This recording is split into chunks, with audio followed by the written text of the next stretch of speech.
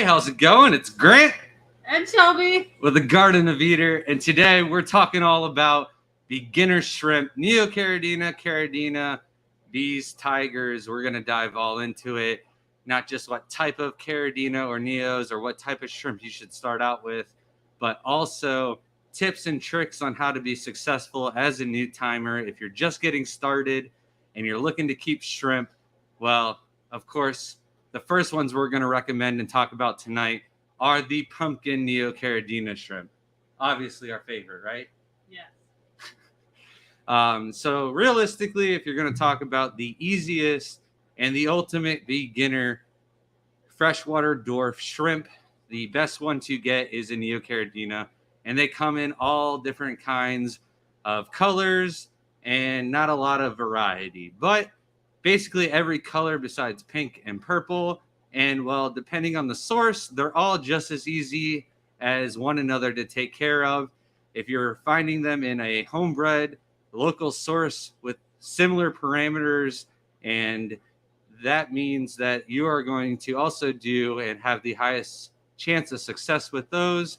But really, whatever color fits you is the best one to get because they're all in reality just as easy as one another once they get going. So, of course, finding a local source is going to give you the highest chance of success right off the bat. But when keeping Neocaridina shrimp after the first generation, almost instantly the babies that are born are adapted and grown up in that water, and they're going to thrive and do a lot better than the adults would. No matter if you got them from your next door neighbor or where you got them, that's just how it is. I think we've cut this up for enough, though. If you guys actually want a good talk out of me tonight, I'm going to go change out of this. Shelby, hold down the fort just for a second. No. Those are heavy. All right. Yeah, we didn't last very long, that's for sure. I didn't think, I don't think we could. Oh, man. We had some fun with those. Man, those are a lot. Bets on how long they can keep those gourds on their head. Not long. It's not even like it's heavy, but it's the inside. This bump right in the center is miserable. Now, even scarier. I apologize. I can't take this mask off. We just lost half the people because you took that off. Did we really? I couldn't see anything. I couldn't see my list for my notes. I could see like where to walk in the house, and that's about it. So, all right, back to the topic at hand. Neocaridina. Pretty much pick your favorite color, and then with the red, orange, now green, and blue, also kind of black carbon rillies.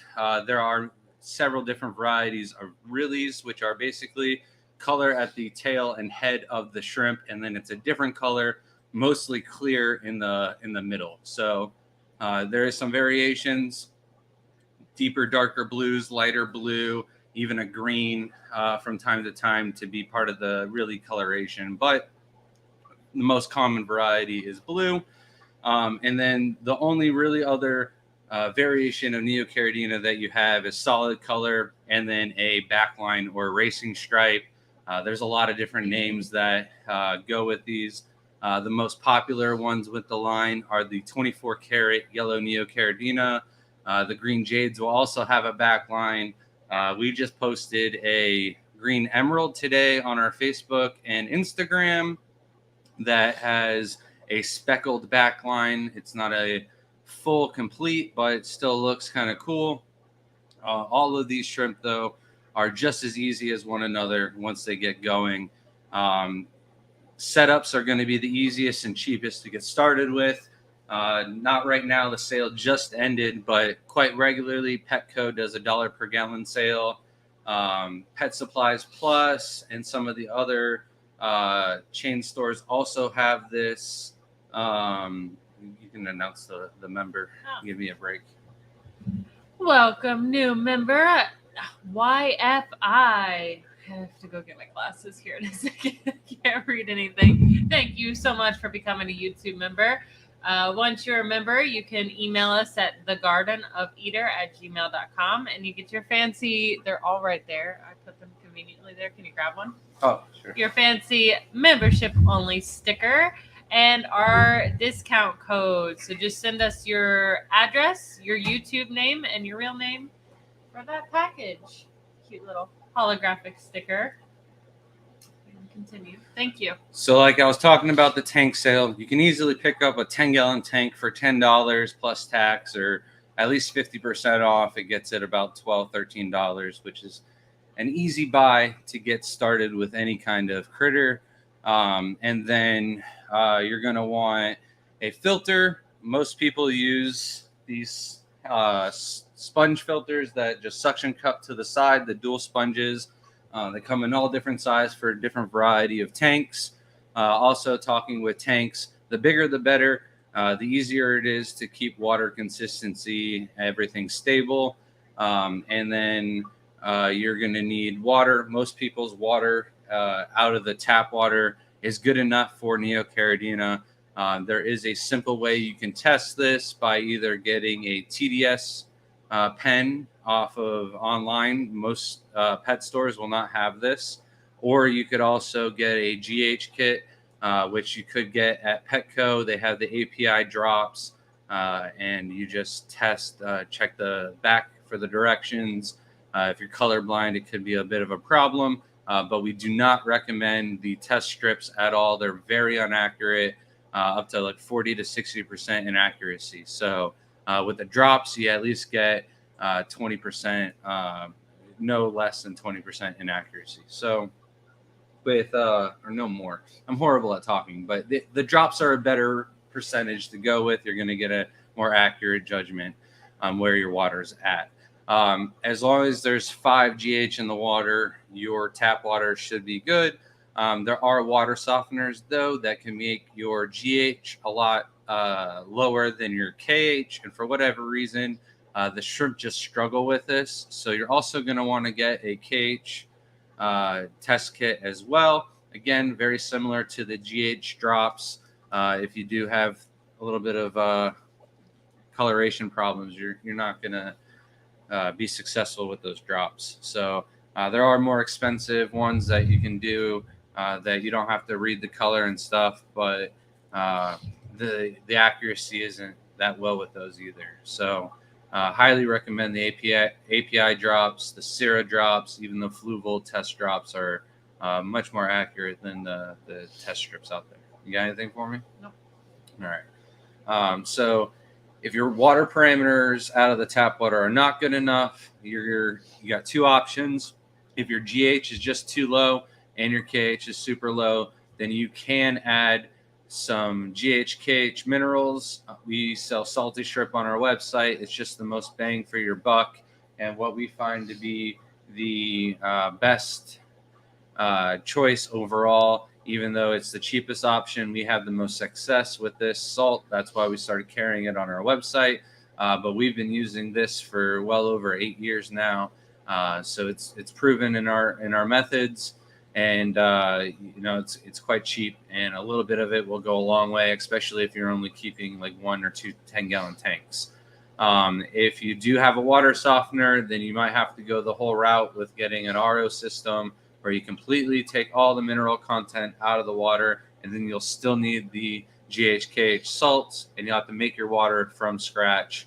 Or you could buy spring water or something like that from the store. If you only have 1 10-gallon tank to do a 10% water change every week, you can pick that up every time you go to the grocery store, and it doesn't seem like you're lugging around too much water. But once you get to like 300-400 aquariums in the house, you definitely want to upgrade and invest in an RO unit.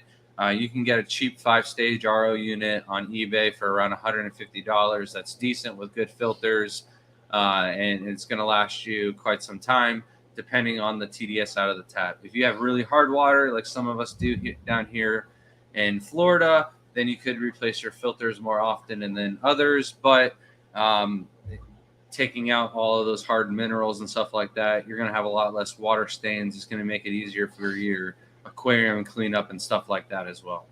Tube Dog asks, do your green emeralds have a backline? So the backline is there. It's in the genetics, but it's very few and far between. Majority of our green emeralds do not have a backline. We do have a tank that we are trying to purposely select and breed the backline.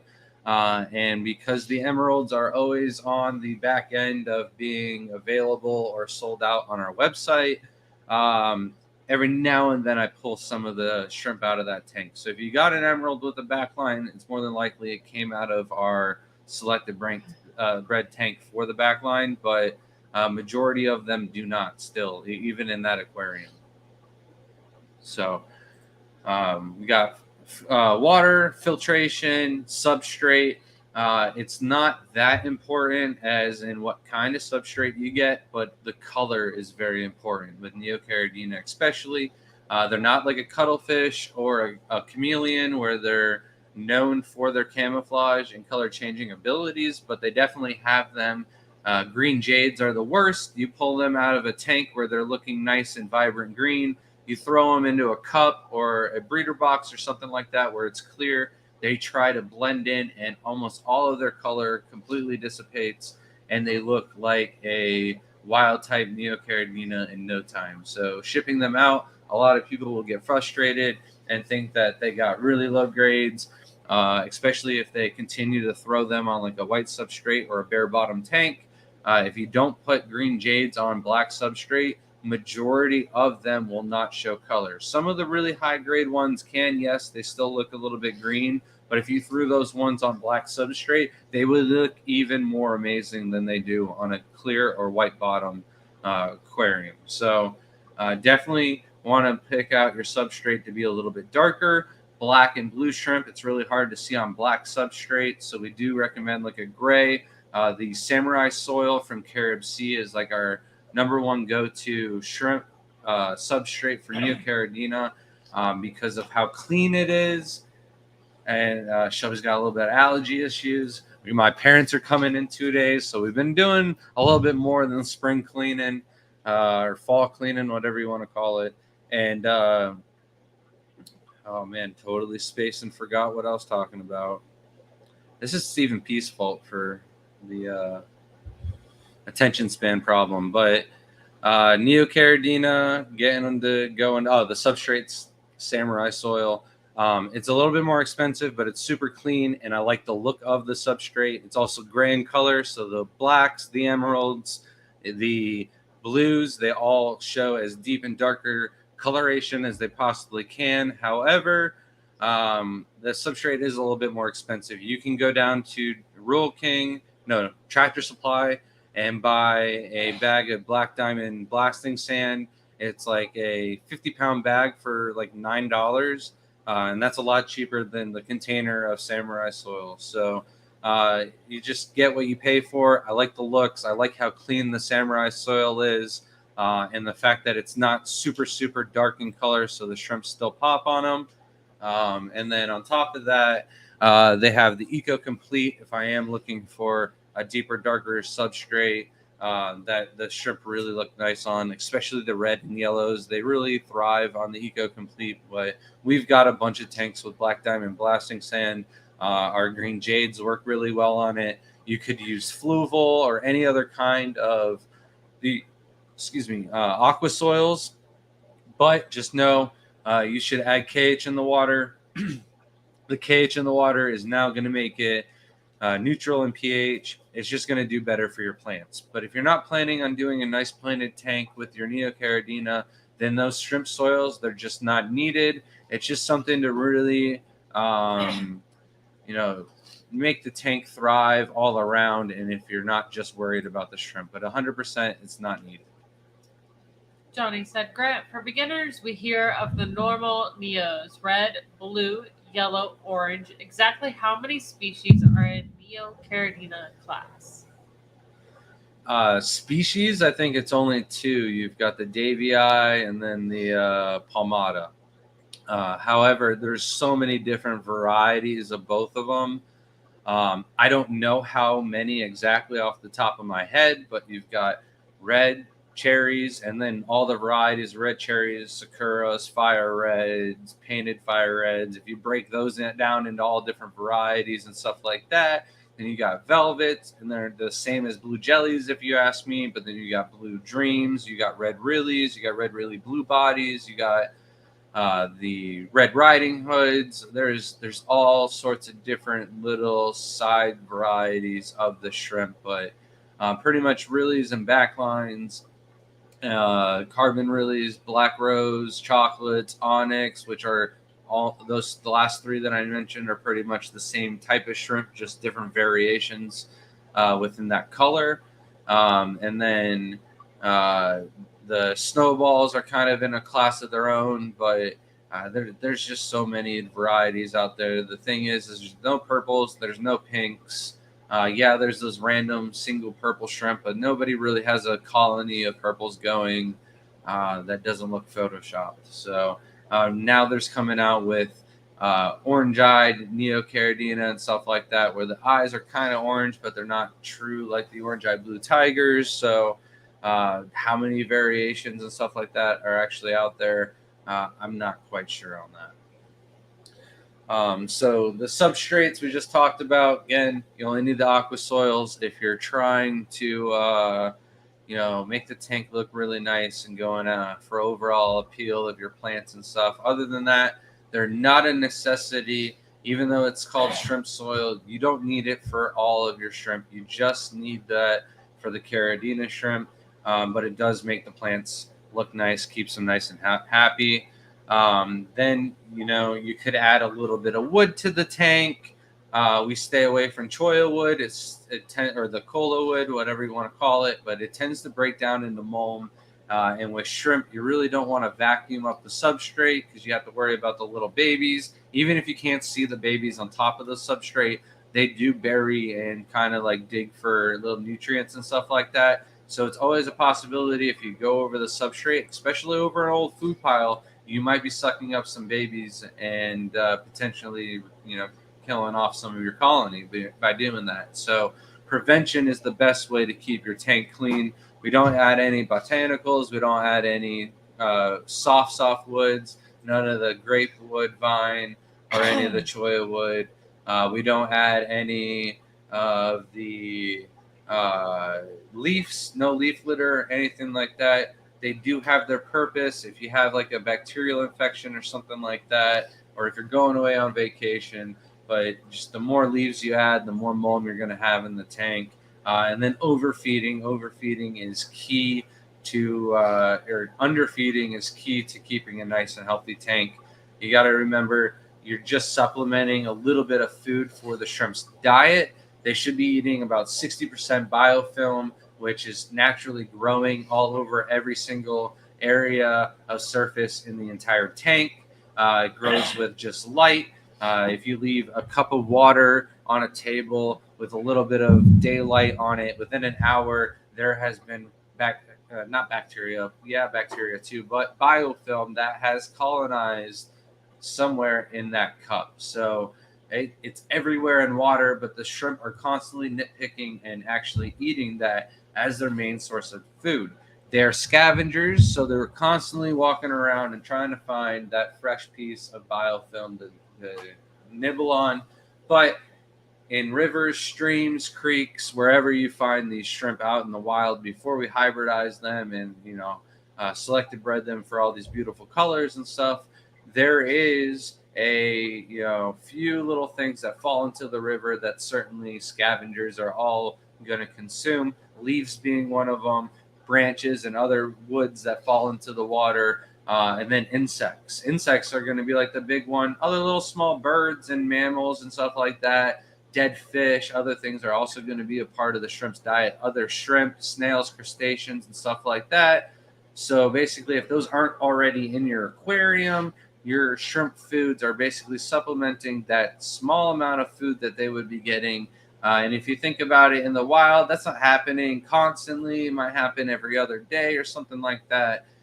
It's also a big river, you know what I mean? They got a little territory to themselves. So they're also sharing with other shrimp, and, especially amanos and other things like that can be a little aggressive when it comes to food. So The more wild type the shrimp gets, the more they seem to be like the raccoons, the stardust, and stuff like that. They're definitely like that, where they want to grab the food and kind of go off into their own little area and not have to worry about competition. So you got to think about food as small amounts just to keep them, uh, enticed and wanting to have something else to eat. But you don't want leftover food in the aquarium after an hour or two. Certainly not the next day or anything like that. So when you feed your shrimp, we generally recommend you wait a week or two before feeding. You should cycle your aquarium for at least 30 days, not necessarily to get the bacteria going in the filter. That's just a bonus in case you do overfeed and something does happen to the shrimp. The filter's there to take care of that problem. However, if you're not overfeeding, you don't really need to rely on that filter so much. So you're just really wanting to grow that biofilm so there's food for your shrimp.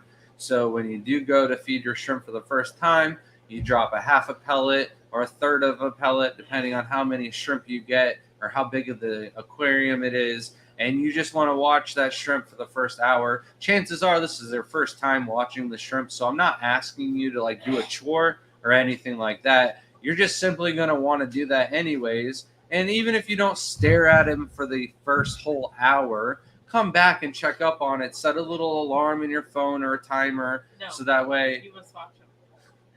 you must stare him down and name each one. That is the law. But basically, go back after an hour and inspect the food. If it's all gone, generally speaking, you probably didn't feed enough food, and go up in small increments. Wait 2 or 3 days before you feed again and feed a little bit bigger size. If there's still food left after an hour, the next time you go to feed, remove a little bit of food or feed just a little bit less food the next time you go at it, and make sure that they've eaten it all within an hour. And basically just use that as a law on how much you're feeding. And then in time, you'll have established tanks where it won't really matter if you overfeed, because there's going to be a ton of shrimp in there picking up the slack. But again, you don't want to overfeed them, because then you're going to pollute the water. But then they're also not eating what they're supposed to be eating, which is the biofilm, which is going to keep their immune systems happy, healthy, and clean of any product or issues. You were fine like an hour ago. I don't know what happened.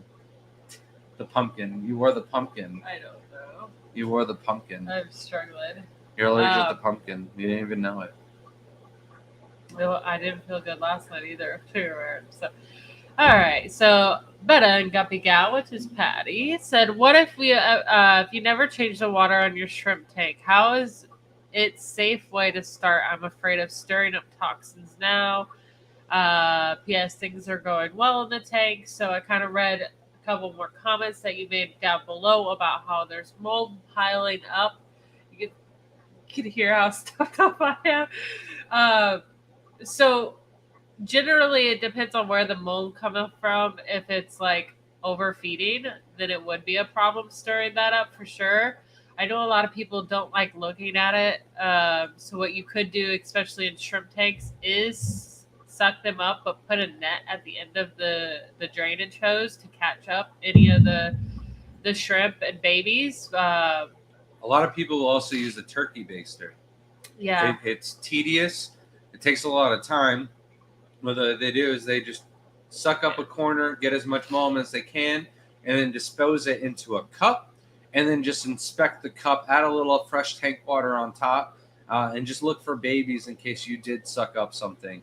And just go very, very slow with it. Don't do all of it in one day.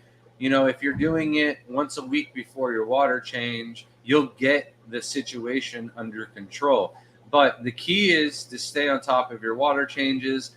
Do 10% every week, do 20% every other week, or we do 40% every 16 days or so. Right now we're a little bit behind schedule, but doing those larger water changes definitely helps. In your situation, I would do no more than 10%, and I would do it every 7 days or so, until you got into a swing of things, or you could go do it 10 days and do it 20%, until you wanted to get to doing it every other week. But It's definitely not recommended to do the no water change thing with shrimp.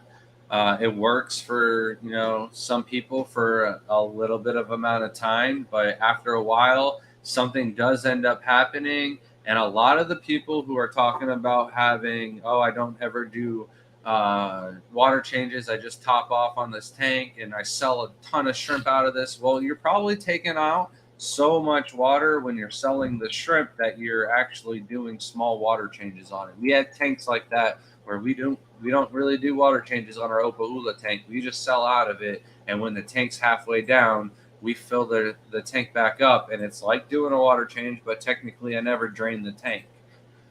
Technically I did. I don't know. That's a very confusing way to speak about it. But eventually all water gets changed by very successful aquariums. It's just going to end up taking care of itself. So it's best to get in a routine, stay on top of it, and just do it every other week. And if you have to go on vacation and take 2 months away on time, as long as you've been doing it and staying on top of things for a regular amount of time, then you can take an extended trip and do a vacation, and your colony is not going to suffer as long as you don't drop a ton of food in the aquarium and then leave them for vacation. It's better off just not feeding it at all. Eric said, what is the best parts per million for GH for Neos? So I think it's going to be like 100 or something like that, because it's going to be like 70 or something like that. I can't remember what it is, because the API GH test kits test for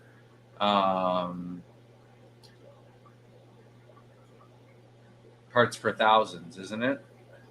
And the test strips test for parts per million.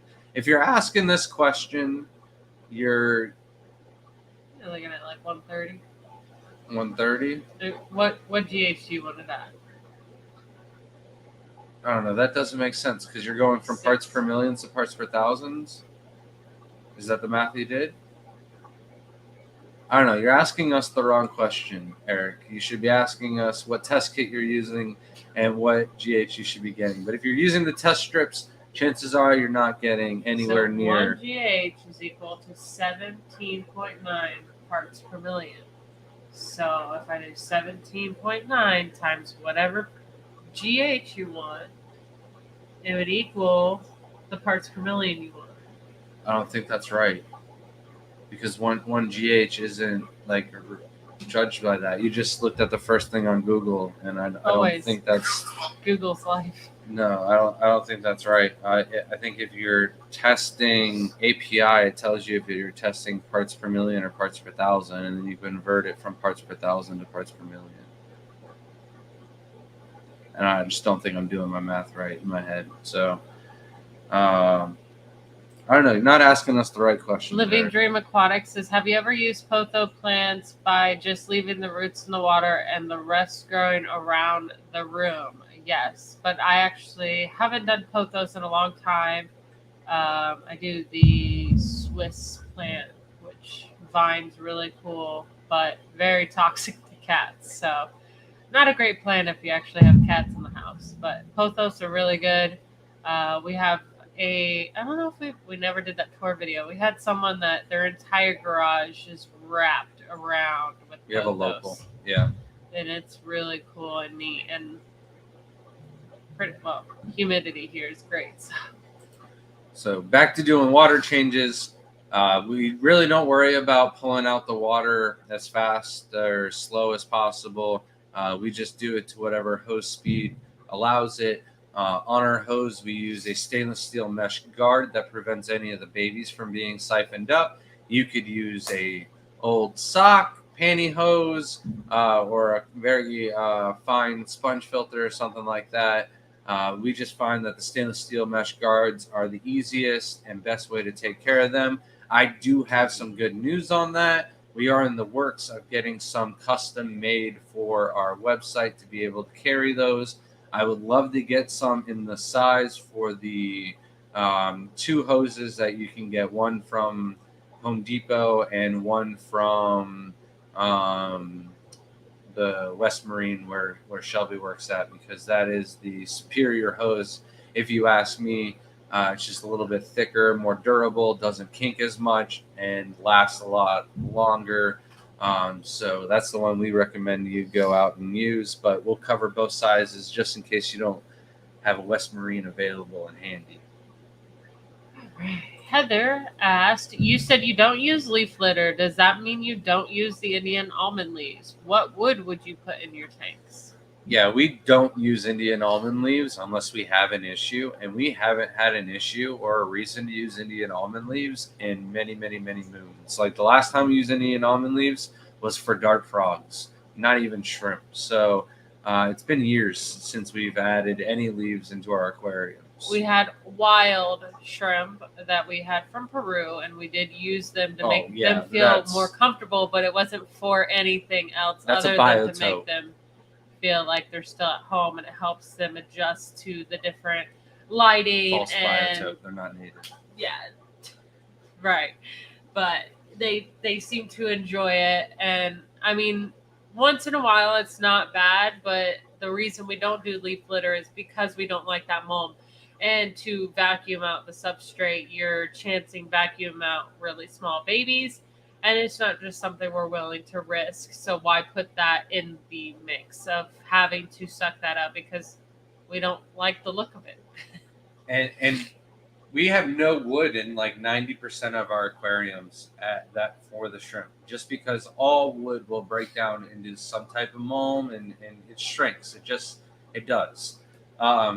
And what happens is it creates little mold piles around the base of it. And, if you don't have plants or Malaysian trumpet snails or something there to sift it down to the bottom of the aquarium, it just builds up on top. But we use Malaysian, Mapani, spider wood, the ghost wood. There's a couple other different types of wood that we use. I would not recommend the ghost wood though. It's just new, and it's a soft wood, so it might deteriorate fast. Yeah, it might not have tanning up the waters pretty fast. It's beautiful though. Shelf life, but the harder the wood, the better. The longer it takes to sink, the worse off it probably is for your aquarium. If it sinks real fast, chances are that's a good heavy, harder wood, and that's going to be better for the longevity of your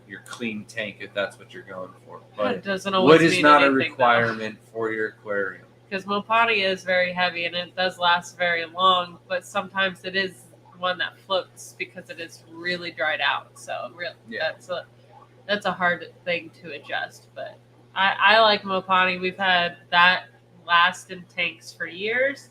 No issues. It's one of my best planted tanks that we actually have. So that's the one I like the most. But you don't need wood. What we do is mainly plants.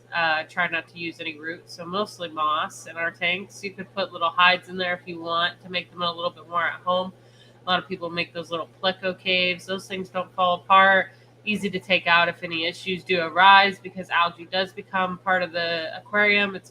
It's just so natural to have algae become. So like you could take that out, get rid of it, not have an issue. So a lot of things you could do instead. Malcolm said, at what point is the colony size too large for the biofilm in the tank to sustain that main food source? I don't really know the answer to this question, because every tank is going to be different. Every tank has different structures, different plants growing in it, and stuff like that.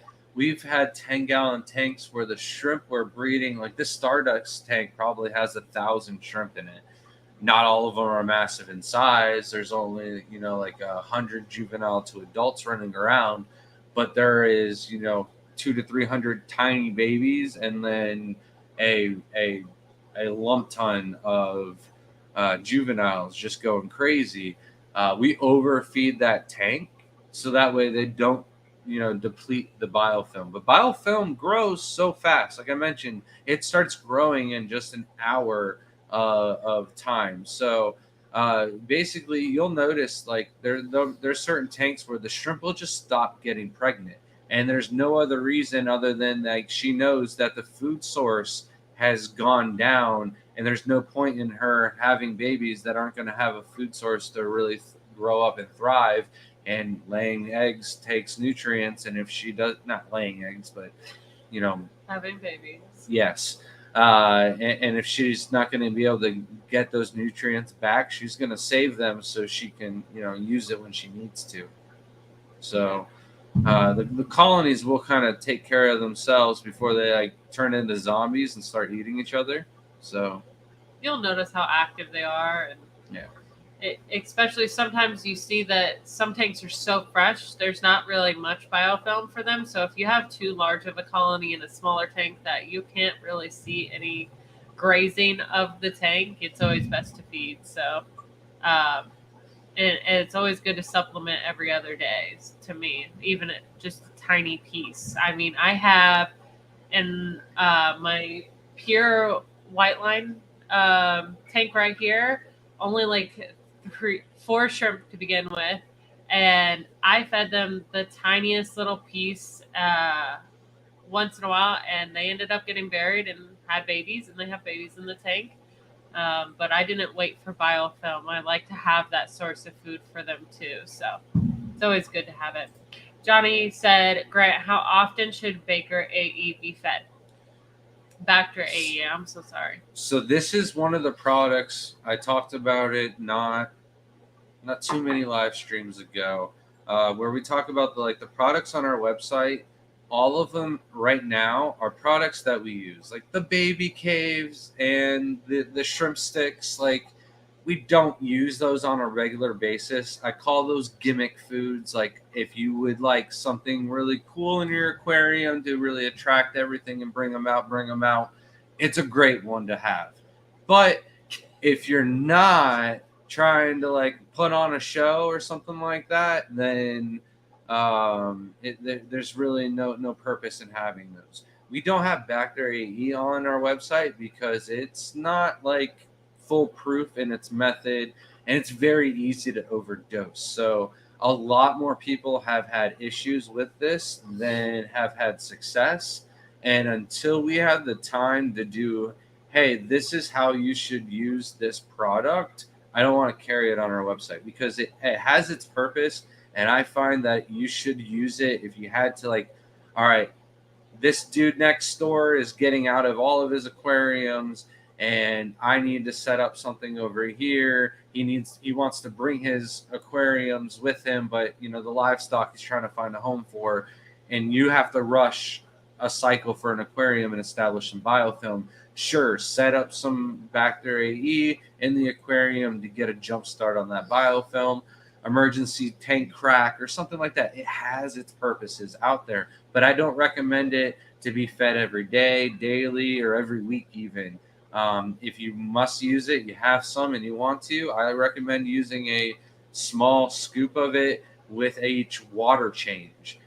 It sucks out oxygen like no other because it's colonizing a whole new organism that needs oxygen to survive.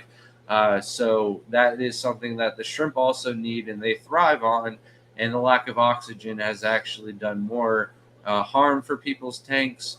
And it's just not that good to sell and try to make money off of without fully explaining the potential harm that it could have. So I don't recommend it being used once you already have an established tank, unless you're just going to use a super small amount. We would take one scoopful and stir it into a cup and of RO water, and then pour that one spoonful into 4 aquariums. And that's when we had a very small amount of tanks, and I was willing to do that. I would also add like baby powdered foods and stuff like that. But I also noticed when we were doing powders that we were getting, a thick layer of mold on top of our aquariums, and that was not the best.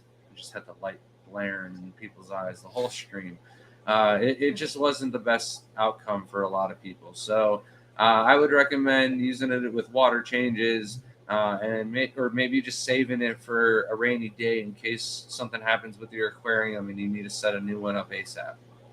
I would say honestly, the only time I would ever personally use it is with babies in the tank. But like even then, that's the reason we use shrimp and beef foods and the foods that we use on our website, because when the buried females and the bigger shrimp eat that food, what they're doing is picking at it and it breaks apart really nicely. So the babies end up getting that food because it starts to get all over the tank. You don't see it because it's really small, but it really does spread out good, and that's why you would want certain foods over other certain foods on the market. You don't want something that's hard as a rock in your tank. That's not helping your shrimp. Your shrimp like to graze, they like to take, they like to pick. They're not going to, they want to eat their food where they want to eat it. It's just like having a cafeteria and everyone had to eat in the center of the cafeteria. It's just awkward. They don't like that. No, and what ends up happening is there's only a very select few of the larger shrimp that get all of the big pieces of food, and then what happens is those juveniles and smaller shrimp, not the newborns, but the shrimp that are actually on the prowl and looking for food sources, they're hungry and they're eating a lot. And they're going to go through the tank and eat out all of that biofilm and leave nothing over for those baby shrimp and everything like that to have in those little nooks and crannies where the females tend to release their babies. So if those juveniles aren't being fed on the food piles, they go through and they wipe out the rest of the food for the other tank. And even some of those adults who were relying on that food source that got chased off the food pile, well, they spent the whole night looking for food and never got that because the faster juveniles got it before they did. And usually those are the dead shrimp the next day from feeding those really hard types of foods. That's a reason why we don't use a few foods on the market, is because, walking around our house, we have 394 aquariums set up. If we have a dead shrimp in the house, sure, it's going to happen. We had somebody today who's been a follower of ours for a very long time, came by the house. I even noticed we had a dead shrimp in one of the aquariums. Noticed it after he left. I don't know if he saw it, but just did a quick water change on that tank. Nothing out of the normal, but basically just did a quick water change just to suck up the dead body and filled up the tank. And I'm not really too worried about it. That's one dead shrimp in the entire house. But if we feed a piece of food, a certain food, and then we've got 5 or 6 dead shrimp throughout the house, and this is even before we had this many aquariums, then that was a red flag. And it always seemed to be those super hard foods that are like impossible for you to break off with your finger. And then like the shrimp envy food, don't get me wrong, it's really hard to break with your fingers. But after like 10 minutes of it being in the water, it is soft. Like, good luck trying to pick it up with your fingers to get it out of the aquarium. It breaks apart and absorbs the water a lot quicker than the foods that I'm complaining about. So. Yeah. Okay. That's what I was like. I can still break shrimp and be my food. The other foods we're complaining about do not break at all. I literally could not. I couldn't do it with scissors either. So it's very frustrating. And I just don't believe in foods like that. Yeah, I'm just saying the shrimp envy is like harder compared to like if you're the mineral junkie. Oh yeah, super mineral. soft. Yeah, just a lot of the shrimp king foods are really soft, where the envy is a little hard, but it's water soluble to the point where it's squishy. Because it's natural and it's like rehydrating, because what it is dehydrated food. So Ashley said, I got the snowflake food when you recommended for travel. How much should I put in the tank with 30 to 40 shrimp and one with 15 to 20? I'll be gone about 2 weeks, but I have someone that could feed. I would just use like 4 to 5 pellets, depending on like the size of the individual pellet. 4 of the massive size ones, 5 average or whatever. And then if you do have somebody there, if they see the white flakes on top of the substrate, they don't need to feed after 4 or 5 days. If they do, see absolutely no snowflake left in the tank, they could throw another 4 or 5 pellets in. But just like to be on the safe side, I would only leave like 3 pellets for whoever you leave in charge of your house when you leave, and just have them throw 3 pellets in halfway, only if all of the white snowflake is gone. If it's still there after a week, I would say you're fine. leaving your aquariums for 2 weeks isn't that big of a deal. As long as you've cycled the tank for 30 days, there's already that biofilm that's established in the aquarium, and it should be replenishing it no problem. I always tell people we could leave our tanks for like 2 months at a time. And of course, like some of the older ones, the weaker ones would get picked off and eaten. But for every shrimp that got eaten, I'd probably have, 20 to 30 babies for that individual shrimp. So, Mark, get out of here. Sorry. Now you threw me all off now. me or Mark? Mark. Dang it, Mark. How would the shrimp like hot pot? Oh, that's what I need right now. Hot pot. That might help. June said flowing water won't hurt the shrimp in the net. Not really. It'll hurt them a little bit. Like the smaller babies definitely could hurt, but you would have lost What it are we talking anyways. about? Like if I put the net underneath the flow going out, but most of the time you want to put it just far enough out of the flow coming so that the hopefully your net's a little bit bigger, that the shrimp can jump away from the stream and still be in the net. Yeah, I should probably reiterate that the net should be like a little bit like this big when you're drinking. If you were to vacuum out the mold in the bottom of a tank, keep up with me, Grant. Okay. Asking if the flow would hurt the shrimp. I would just say that you need a bigger net for the shrimp to get out of the flow. They'll jump away from it. They don't want to get pummeled by it. Abstract said, okay, since we were talking about beginner, how would you describe over cleaning or over pruning your plants to make a tank crash? All right. So the plants trimming and like moss and stem plants and stuff like that, no problem at all. You can take out as much as you possibly want. The problem is when you move around the roots, you mess with the substrate, you shift the rock or something like that, then you most certainly can, bump some gases and some of those uneaten foods, the pockets of just, the icky nasties that get into your aquarium and can possibly get your shrimp sick. That is the big problem with, pruning and cleaning your plants, is if you have stem plants and you're trying to trim them and replant them, there's plenty of times where you could do that with no problem at all, but you are kind of asking for, possibility of higher risk of there being a bacteria infection. So I don't recommend using any type of plant replanting or removing of crypts or anything of that nature with shrimp that are already established in the aquarium. It's really hard to remove all of the shrimp out of there to do that kind of work. So I recommend setting up the tank for a long term.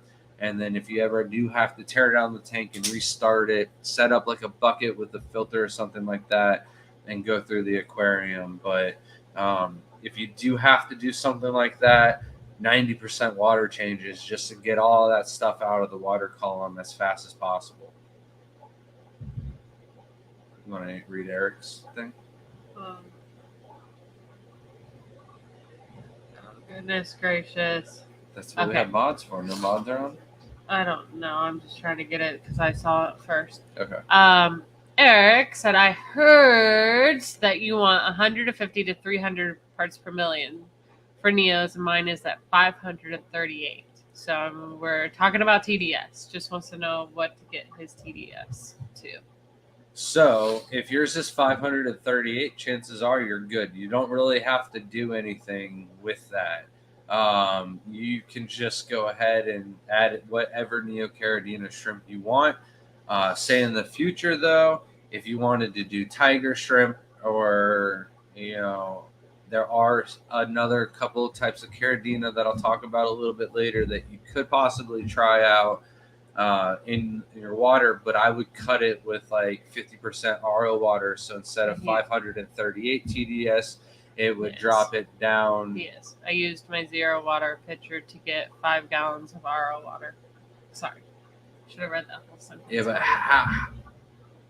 what was the TDS after that in your 0 water pitcher? That's what I want to know, because Is my hardness at 150 to 300 ppm? Is that GH or is that TDS? Because he was the one talking about TDS.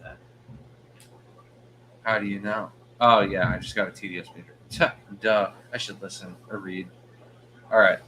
Yeah. So you could cut it if you had to, but you don't have to for Neocaridina. Joe said, do Neo shrimp breeders in Asia always breed the same stock for export, or do they sometimes start new lines from wild stock? So with the Neocaridina, they most certainly don't start from wild stock anymore. I think it takes way too many years to develop something from scratch. However, with the Caridina and stuff like that, it's still, good to go back to some of the wild types. Some of the newer wild types that are coming out in the hobby now too have different characteristics, colors, patterns to them that are, certainly introduced to new lines to start over and stuff like that. But with Neocaridina, it's almost all certainly new lines or selective bred from like one mutation, morph, coloration, one oddity. It's a lot easier than going to the wild type shrimp. Heather said, tried Fritz instant cycle. Now I'm having deaths. 20% H2O change twice, and Sechem Prime.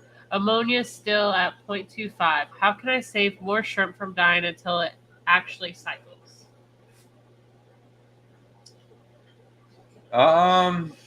Man, I've never used any of the Fritz products, so the instant cycle, I don't know if that has ammonia in it or if that's just a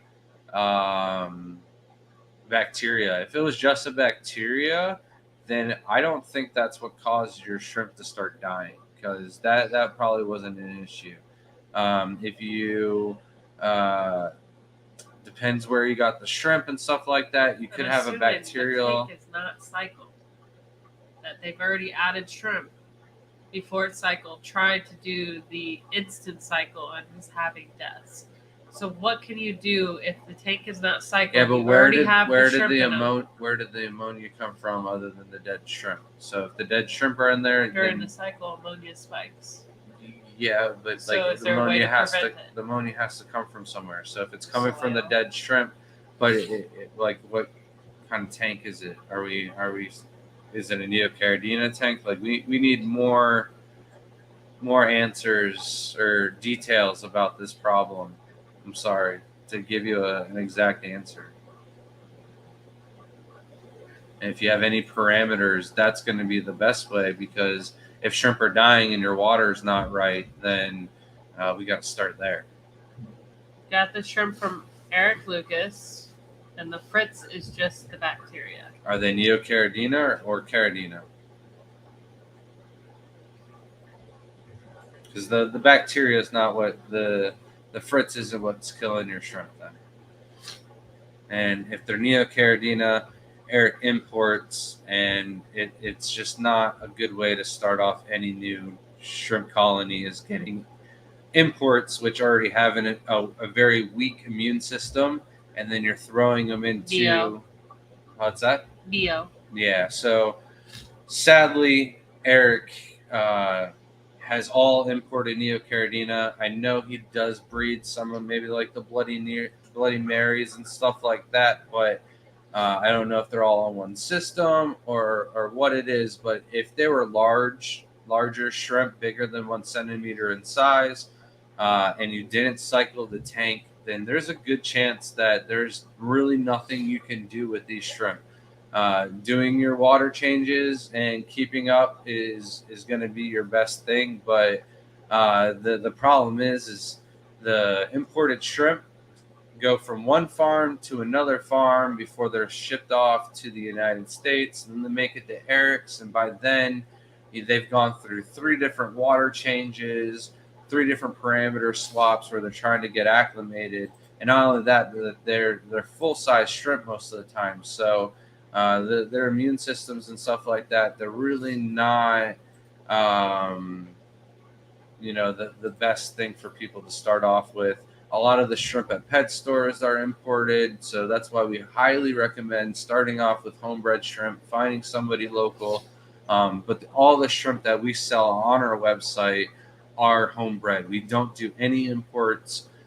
We do the best care that we possibly can on our shrimp, so that way our customers have the highest success.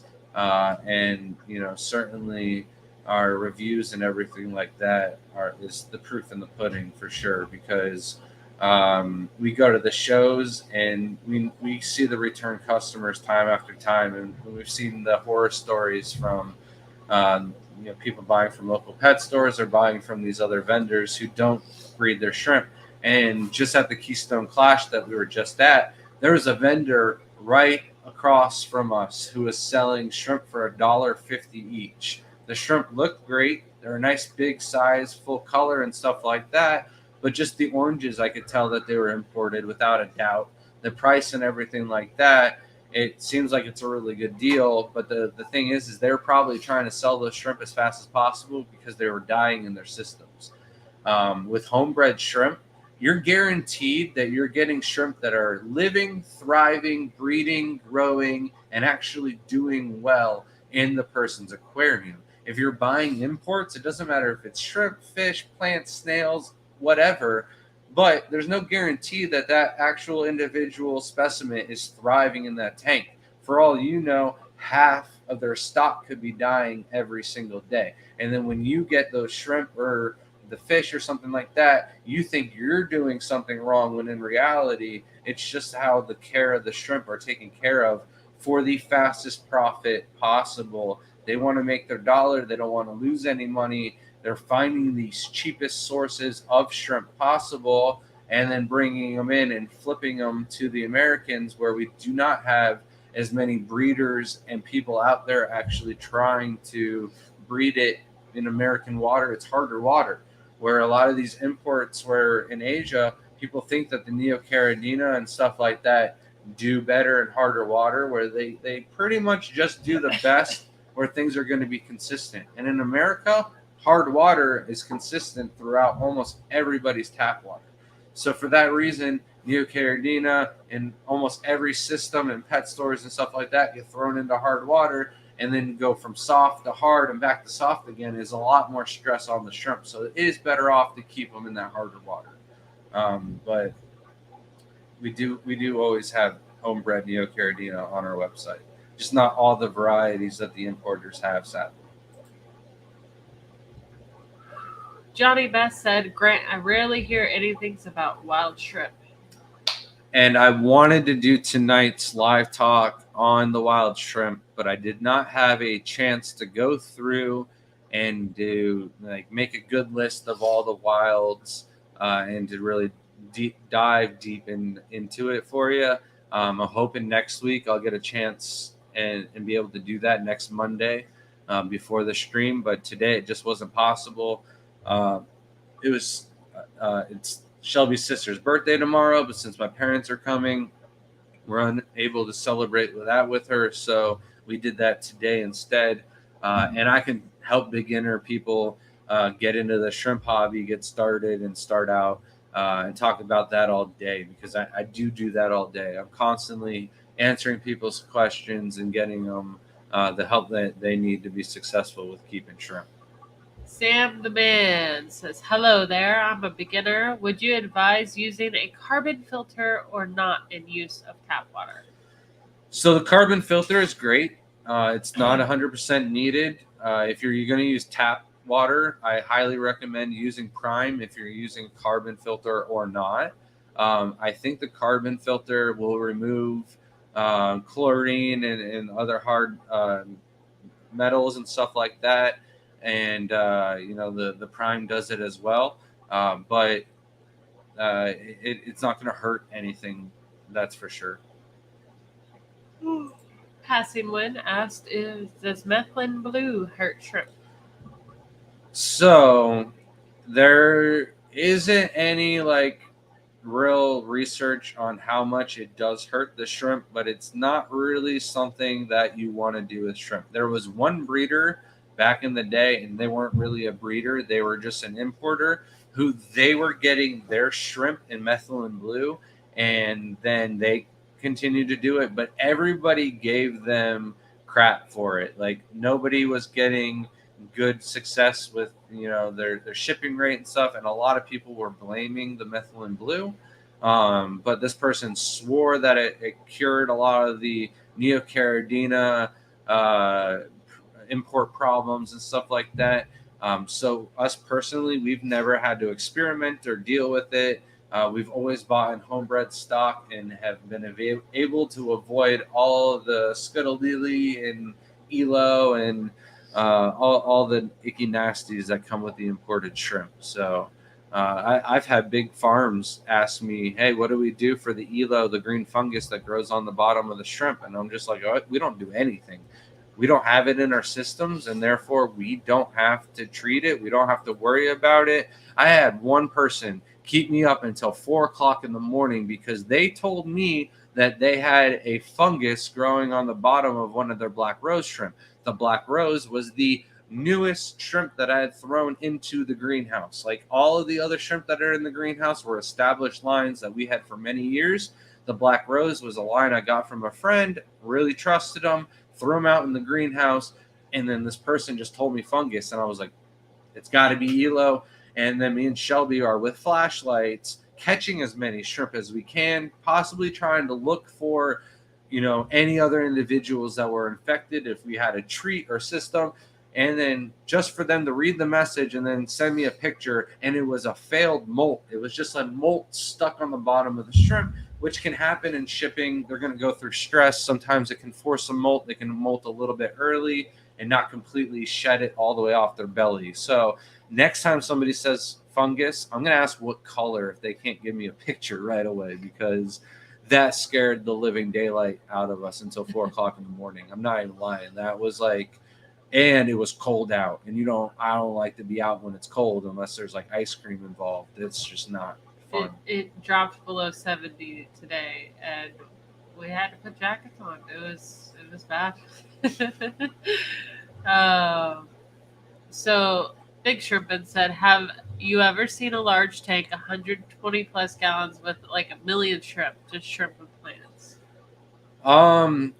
Once upon a time, we had a 190-gallon aquarium with tangerine tigers, red cherries, and red crystal shrimp. And it was awesome because if we had an order for tangerine tigers, there was a Madagascar lace plant that was in the tank that almost 30% of the entire tank would just hang out for all day. And with just one scoop up one leaf, we'd be able to catch 2 or 3 orders worth of shrimp.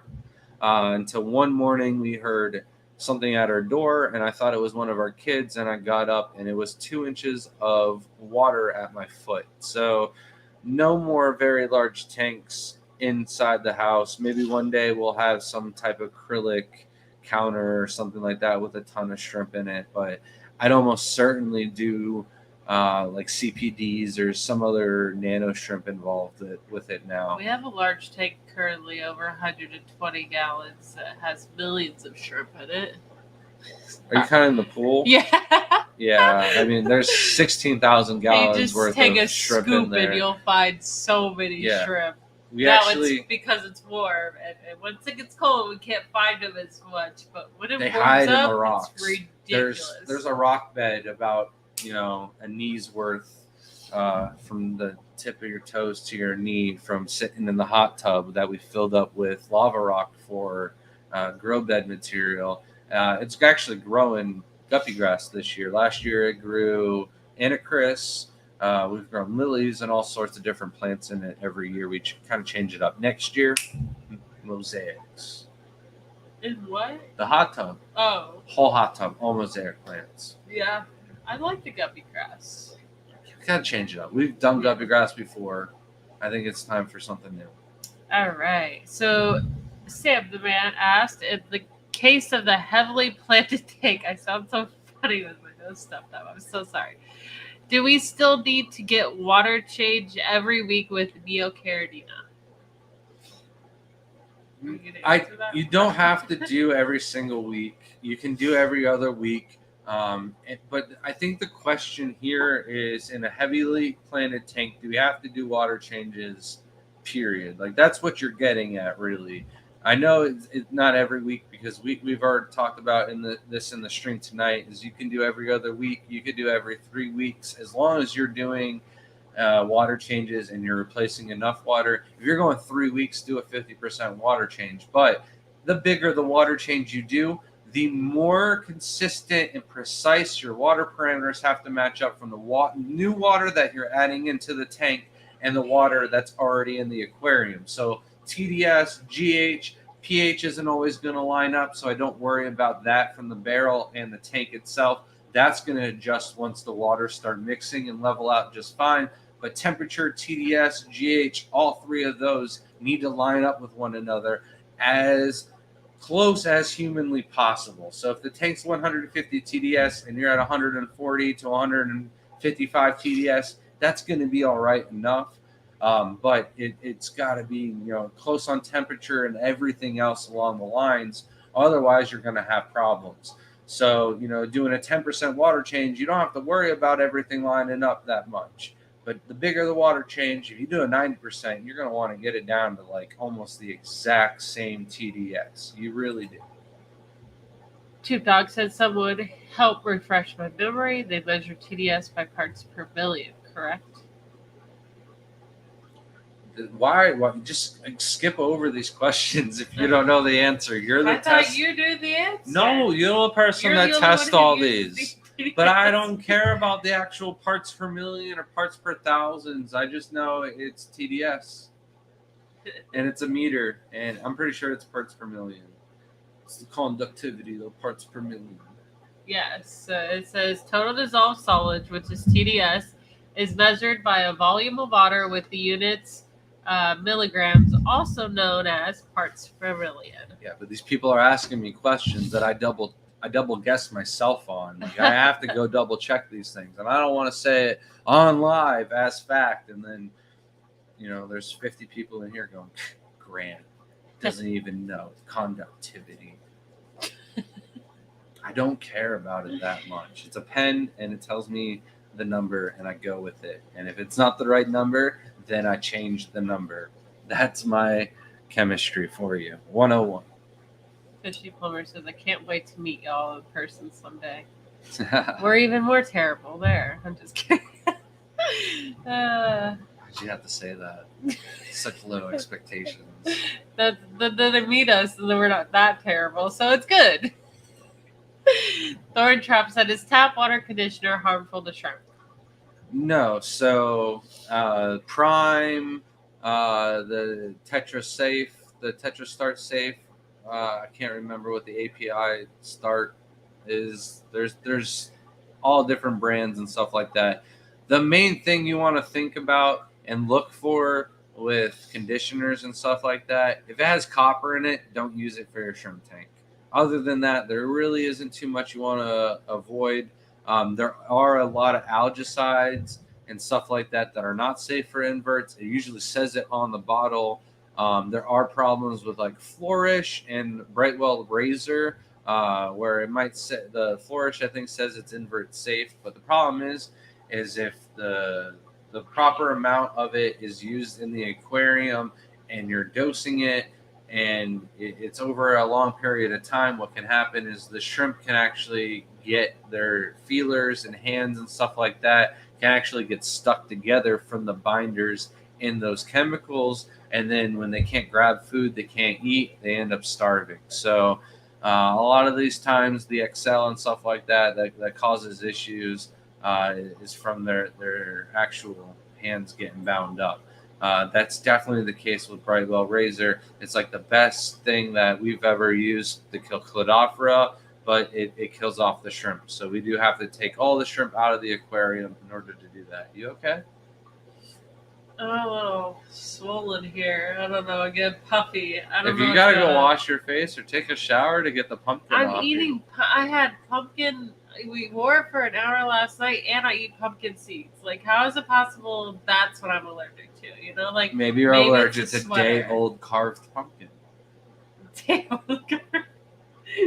specific. Like they did the allergy test when I go to the doctor, and they're like, only day-old pumpkin you're allergic to. You never know. Stop. Fresh pumpkin, no problem. Hit her in the face with it. Day old pumpkin, stay away. Oh man, something's driving me crazy. So Toop put the Dog. pumpkin on, see if it gets worse. Toop Dog said, "What's the optimal TDS for Neos and Caridina?" So I say the optimal, and what we've had the best breeding overall was around 220 TDS for the Neocaridina and tiger shrimp. For Caridina, we find 150, but there are like different varieties of Caridina that might do better at 110 or 220. A lot of that depends on the source and where you get your shrimp from. Not to say that somebody that keeps their shrimp at 220, you can't keep them at 150. And then after the first generation of babies, they do just as well in your 150 as they did in the person for 220. So it really boils down to the individual shrimp where they're being kept at. The reason why we keep everything at 150 is because there's people that keep them at 110, 130, 180, 220, 280. 150 seems to be in the ballpark. When you picked up the pumpkin, it changed the color of the screen. Did it? Yeah, look at. I don't know if this is for everybody else, but for us, Yeah. it's like That's eerie. yeah. Why is it doing that? I don't know. It gives it its own Halloween effect altogether. So It's doing it. That's so weird. go grab my pumpkin and see if it changes in a different That's too color. far. But yeah, 150 is like in the middle ballpark, so it gives whoever else wants to keep it in their parameters on their rack. It just makes things overall a lot easier. And we were at one point like keeping 150 aquariums, and I was bouncing all over the place trying to get this tank at a 150, this tank at 220, this tank at 110, and all three of them were like right next to one another. It wasn't until we did 150 in the entire house where everything started, not thriving off right away, but because we were able to do water changes more regularly, more consistently, things were actually doing better, even though they weren't at the optimal TDS for their individual shrimp in those tanks at that time. After a generation or two of babies, everything started to explode. So I say everything, Itchy. but I do have very slow breeding super princess bees and super crystals and calcios, but black calcios do fine. Super black crystals are doing fine. Yeah, it's just the reds that are stubborn. I don't Like, understand. what is it with these They're redheads? both calcios, but the reds are not doing good and the blacks are taking off. I just don't get it. I don't understand. It's same with the super black crystals and the super reds. We do have one tank of super reds that are doing all right. We have 3 tanks of super blacks that are like, woo! We should really throw more varieties of super blacks on the website. I also think the pumpkin thing is because like months ago I pressed this button that says like it's a new thing to help your appearance. I thought it would help with the quality of the screen, so it's probably like a filter that it tries putting over your face with the coloration. That your orange is trying to neutralize your orange face with blue. So, Victor said, talking about ELO, when I first started with shrimp, I got cherry from a friend and his colony was 2 to 3 years old and healthy. My tank was not ready or cycled. I got shrimp from him and one got ELO. So this is another thing I wanted to talk about is like the immune system of shrimp is very similar to the immune system of fish. If the shrimp is not as, in peak health condition as it possibly can, it's not healthy, then it's very susceptible to illness and disease, fungus, parasites. It doesn't have the immune system to fight these things off. So if the aquarium and that shrimp, the gut load and stuff like that, it's able to keep the ELO inside the stomach and stop it from showing on the belly and stuff like that, then it's still somewhere in the system of the shrimp. And then, when you throw into a tank where it's, gut load and everything like that, was thrown off, it's, immune system is compromised and now it got sick, it can show those effects. Just like there's a rumor or a theory that all fish have ick. It's in every single stomach of every single fish or in the system, or I don't remember exactly how it goes down, but it's said that they all have it. It's just whether or not their immune system is strong enough to fight it off. It could be the same said for the shrimp with the ELO. However, I do think that there's sources that have the ELO, and then there's sources where the ELO has never even been a effect. And there's like certain areas and certain breeders that have it now, and some that have never had it before, never had to deal with it. So I also think that after many, many generations and in a healthy enough tank with enough water changes, you could get it out of the shrimp system altogether. Because we've like put some of our shrimp through the ringer with the buckets outside with overfeeding and the mulm. What is that? Either one of the lids is going up and down with the tank, or there's a bird in the room. It's freaking me out. I don't Yeah, like I it. have no idea what that Sorry. sound was. Sorry, people. And Victor said, reset the tank and start it all over. Let the tank cycle and never had any issues. And it's been running 5 to 6 years now. Yeah, that was the same ELO tank. Yeah. We have a friend who had some blackberry Neocaridina, which is just a rename for either Blue Dreams or Blue Diamonds. But out of nowhere, he just stopped doing water changes on his aquariums that he had for 2 or 3 years. And one of his shrimp got ELO in the blackberry tank that he had originally gotten from a pet store. And it definitely was a problem in his tank in the beginning. He got rid of it. And then once he stopped doing water changes 2-3 years later, it came back. So Sam said, I have had a beginner mistake by adding moss to a heavily planted shrimp tank without putting the moss in quarantine. I ended up with damselfly nymph in the tank, and I removed everything. Oh, that's so sad. yeah, that's the problem with wild collected moss. Is it almost always has some type of pest inside of it. We learned the hard way once upon a time. Definitely want to avoid, throwing non-quarantine moss in it. That's why I stand behind all of the moss that we sell on our website. If it says in the description that it's pest-free, we don't consider snails as pests. What are pests to us is hydra, planaria, nymphs, scuds, stuff like that. That you won't have that in our moss. No algae either. But if you look in the description of the guppy grass, I do give a warning. It's outside. You can find all of the nymphs, scuds, all the little things like that in the guppy grass. So just always got to read the description, the fine print. Tube Dog said it's pollen in the air from the cold weather. It probably is that. There's those terrible trees. What are those trees? The ones Dogwoods. that yellow. Oh, I just want to. They look so pretty. I love them so much, but they don't love me. I feel awful when that comes around, and then it just gets yellow everywhere. Even the oak trees when they start. Oh, that's the worst. Can we start a giveaway?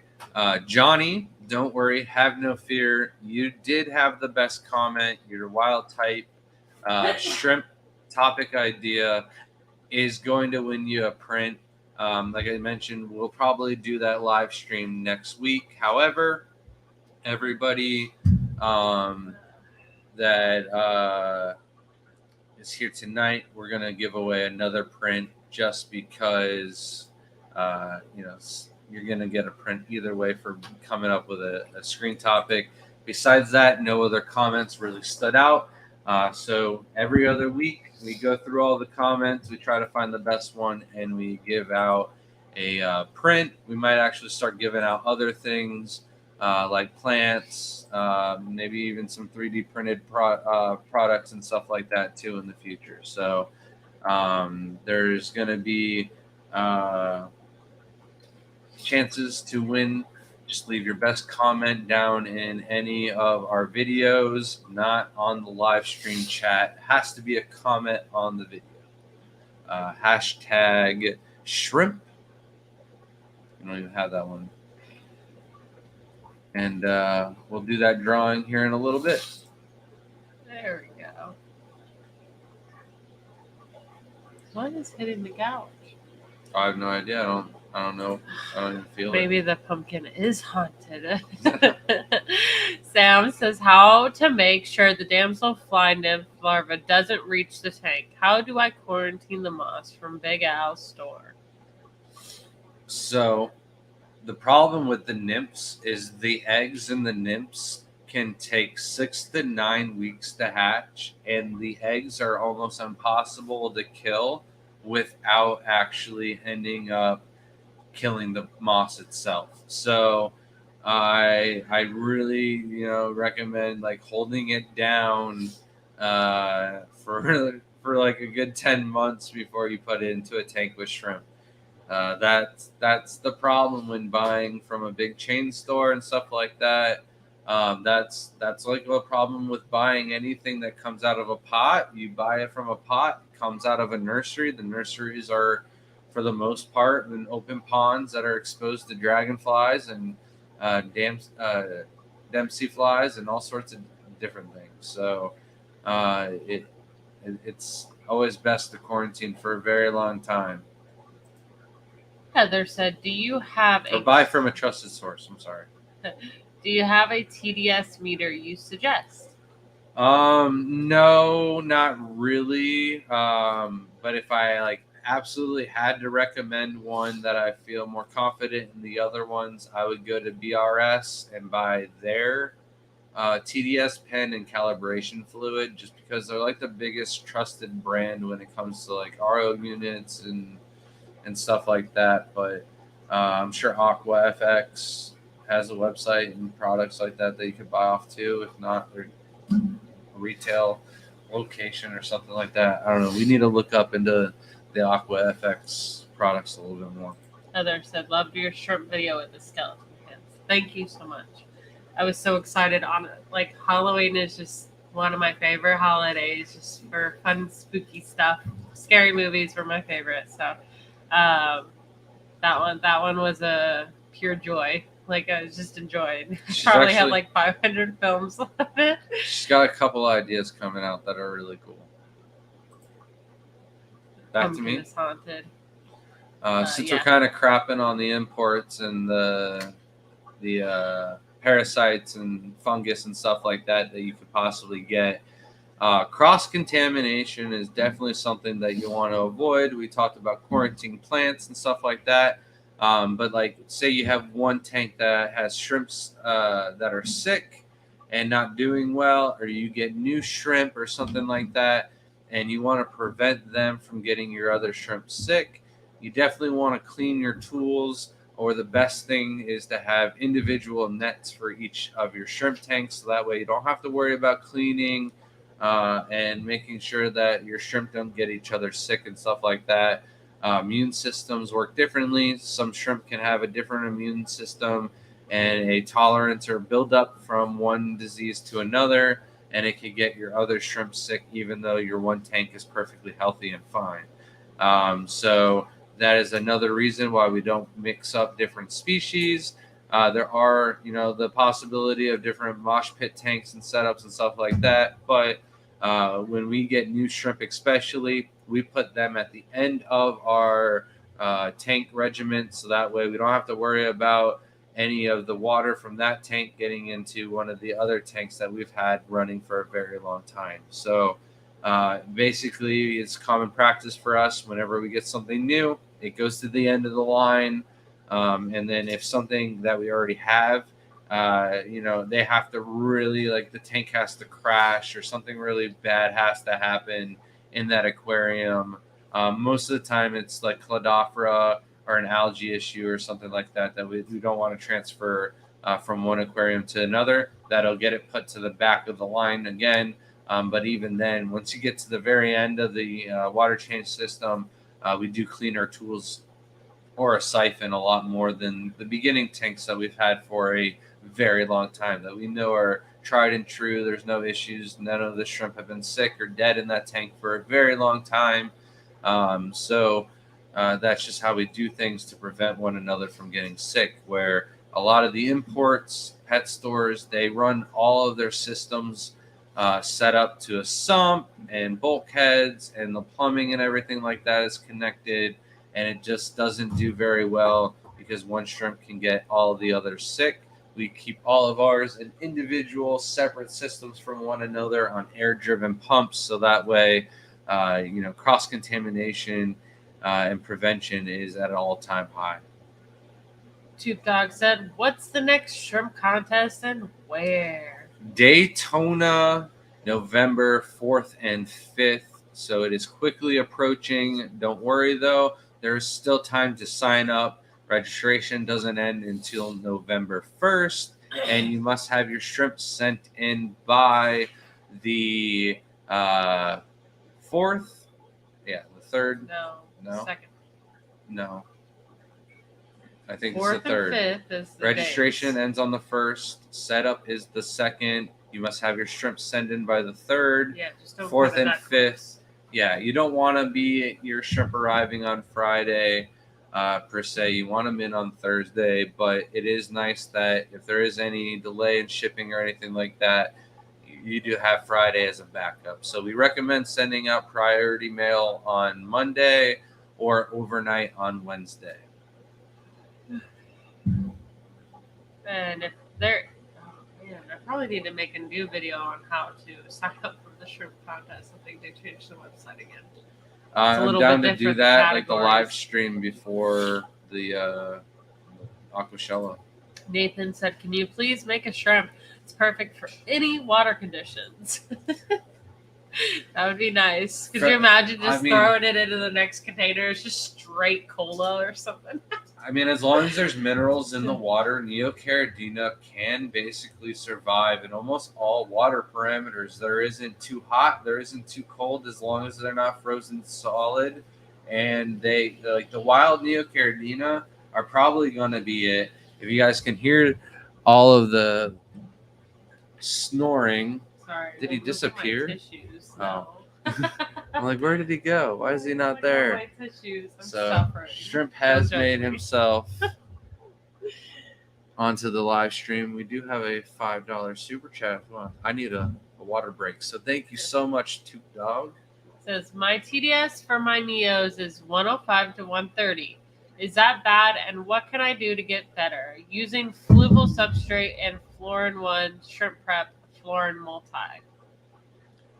So I would add in some salty shrimp GH plus into the water to try and increase the amount of minerals in the water.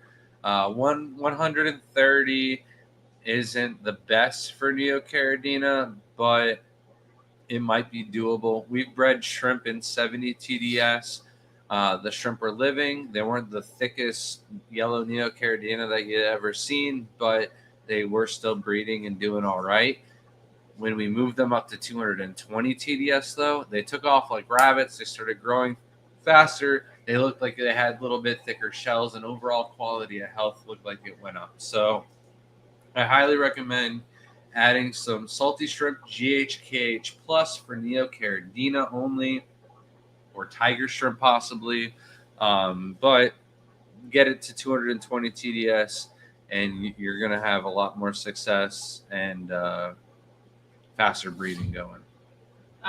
So I do believe that Neos do need that higher TDS, just like when Caridina, if you put them in higher TDS, they tend to not breed as much. They're slower, not as active, lower at breeding starts. Same with the Neocaridina. For some reason, they do like the higher TDS and more mineral content in the water. I don't know if anyone would actually know the reason why, but they seem to like more minerals. Thank you so much, Tube Dog. I just think it's going to be the more minerals in the water, the easier the mineral content is and available for them, and they can just grow quicker with it. There is, like, when you read and look into TDS, The lower the TDS, the easier it is for water to like things to dissolve into the water. And I think the it does get underneath the Caridina shell and make it easier for the shell to come off. But I don't think the Neos need it. The Neos are just a stronger overall shrimp, where the Caridina they seem a little more fragile, sensitive, in the means of like overall strength. Like the Yellow King Kongs, they can get up and walk like no other Neocaridina can, but it seems like all of the Neocaridina can walk at even a young age out of water. Everyone's like, my shrimp walk all the time. I'm talking like climb out of the water walk. So Ryan asked, do you guys have any shrimp reading books you would recommend? So Grant doesn't read, so I will answer this question. So honestly, I'm going to tell you right now, I have not met anyone in the U.S. so far that has made a book that's worth purchasing and reading. The only ones that I know of are like some of the shrimp keeping and breeding ones. But they're magazines, they're not really yeah. books. But they have a lot of information in them, and I did tend to like them. So it's not like it's a bad thing. Some of them are a little expensive, are hard to find, but they're pretty good if you get a chance to get it. Sometimes you can find some deals on those, but most books right now, a lot of people really don't have good. The terminology is just too vague. It doesn't actually dive into what you really need to know in order to narrow things down. So videos are your best bet for information, and what was that shrimp journal where you learned most? Well, the shrimp spot, it's just a dead form, so I don't even like to recommend it anymore because it's not like really good information without you having to use the search tool and reading a bunch of different posts and stuff like that. And these days you can do the exact same thing in certain Facebook groups. Yeah. So it's like there's the information is all over the place. Yeah. Aaron Armstrong threw me off. I saw the Australian money. I thought for sure it was Craig. Yeah. But question real quick is just, yes, Facebook would be the best way to, if you need information right then and there. But as far as YouTube though is also like just as good. You can search on the YouTube engine and find a couple of videos, watch the certain videos on it, and you'll be able to find the one video or two videos that you can tell actually know what they're talking about. Generally speaking, if we have a video out there on a subject, we've done the deep dive, the research, and stuff like that. So, and if I don't know something, I'm completely transparent with you. Like, I'll be like, I think this is how it happened, but in reality, nobody knows. Like, I'll be as serious as I possibly can with everyone on our videos. So. Aaron Armstrong, thank you so much for the $5 super chat. It says, how can I ask you regular questions without joining these live streams? Patreon. So Facebook is really the best way to reach out to me and ask me a question on the fly. I'm on my phone and the direct messages on Facebook are a lot easier for me to just look into and answer right away. You can email us at thegardenofeater@gmail.com. I just don't always see those emails pop up. And generally I try to check them every morning and every night. But depending on how busy I am that day, sometimes I don't answer them right away. I'm better at answering smaller, shorter questions, like back and forth right away, especially on Messenger. If you send me an email with like 15 questions all at once, chances are it's going to take me a while to find the time to sit down and figure out how to answer all of those at once. Right. So it sounds like you guys need to write a book. Yeah, that would be nice. The problem is the people that actually know a lot of information. I have found this out way too often lately, that a lot of people that write informational books actually don't know much about what they're writing about. Especially some people they just want to write. But there is some books that are out there, I would say, are just not worth the money because they are really just basic. I mean, Google shrimp, and that's the book for you. So that's just not worth spending time and money for. If you want to learn about it, you're going to have to find someone that's been in the hobby for a while. And most of those people are really busy or have several jobs and can't take the time to write books. Like, and a lot of them get imported shrimp and think that they know what they're talking about, but it's just when you're flipping shrimp like that, you don't really have the knowledge on how to take care of a lot of things, how to breed or genetics and things like that.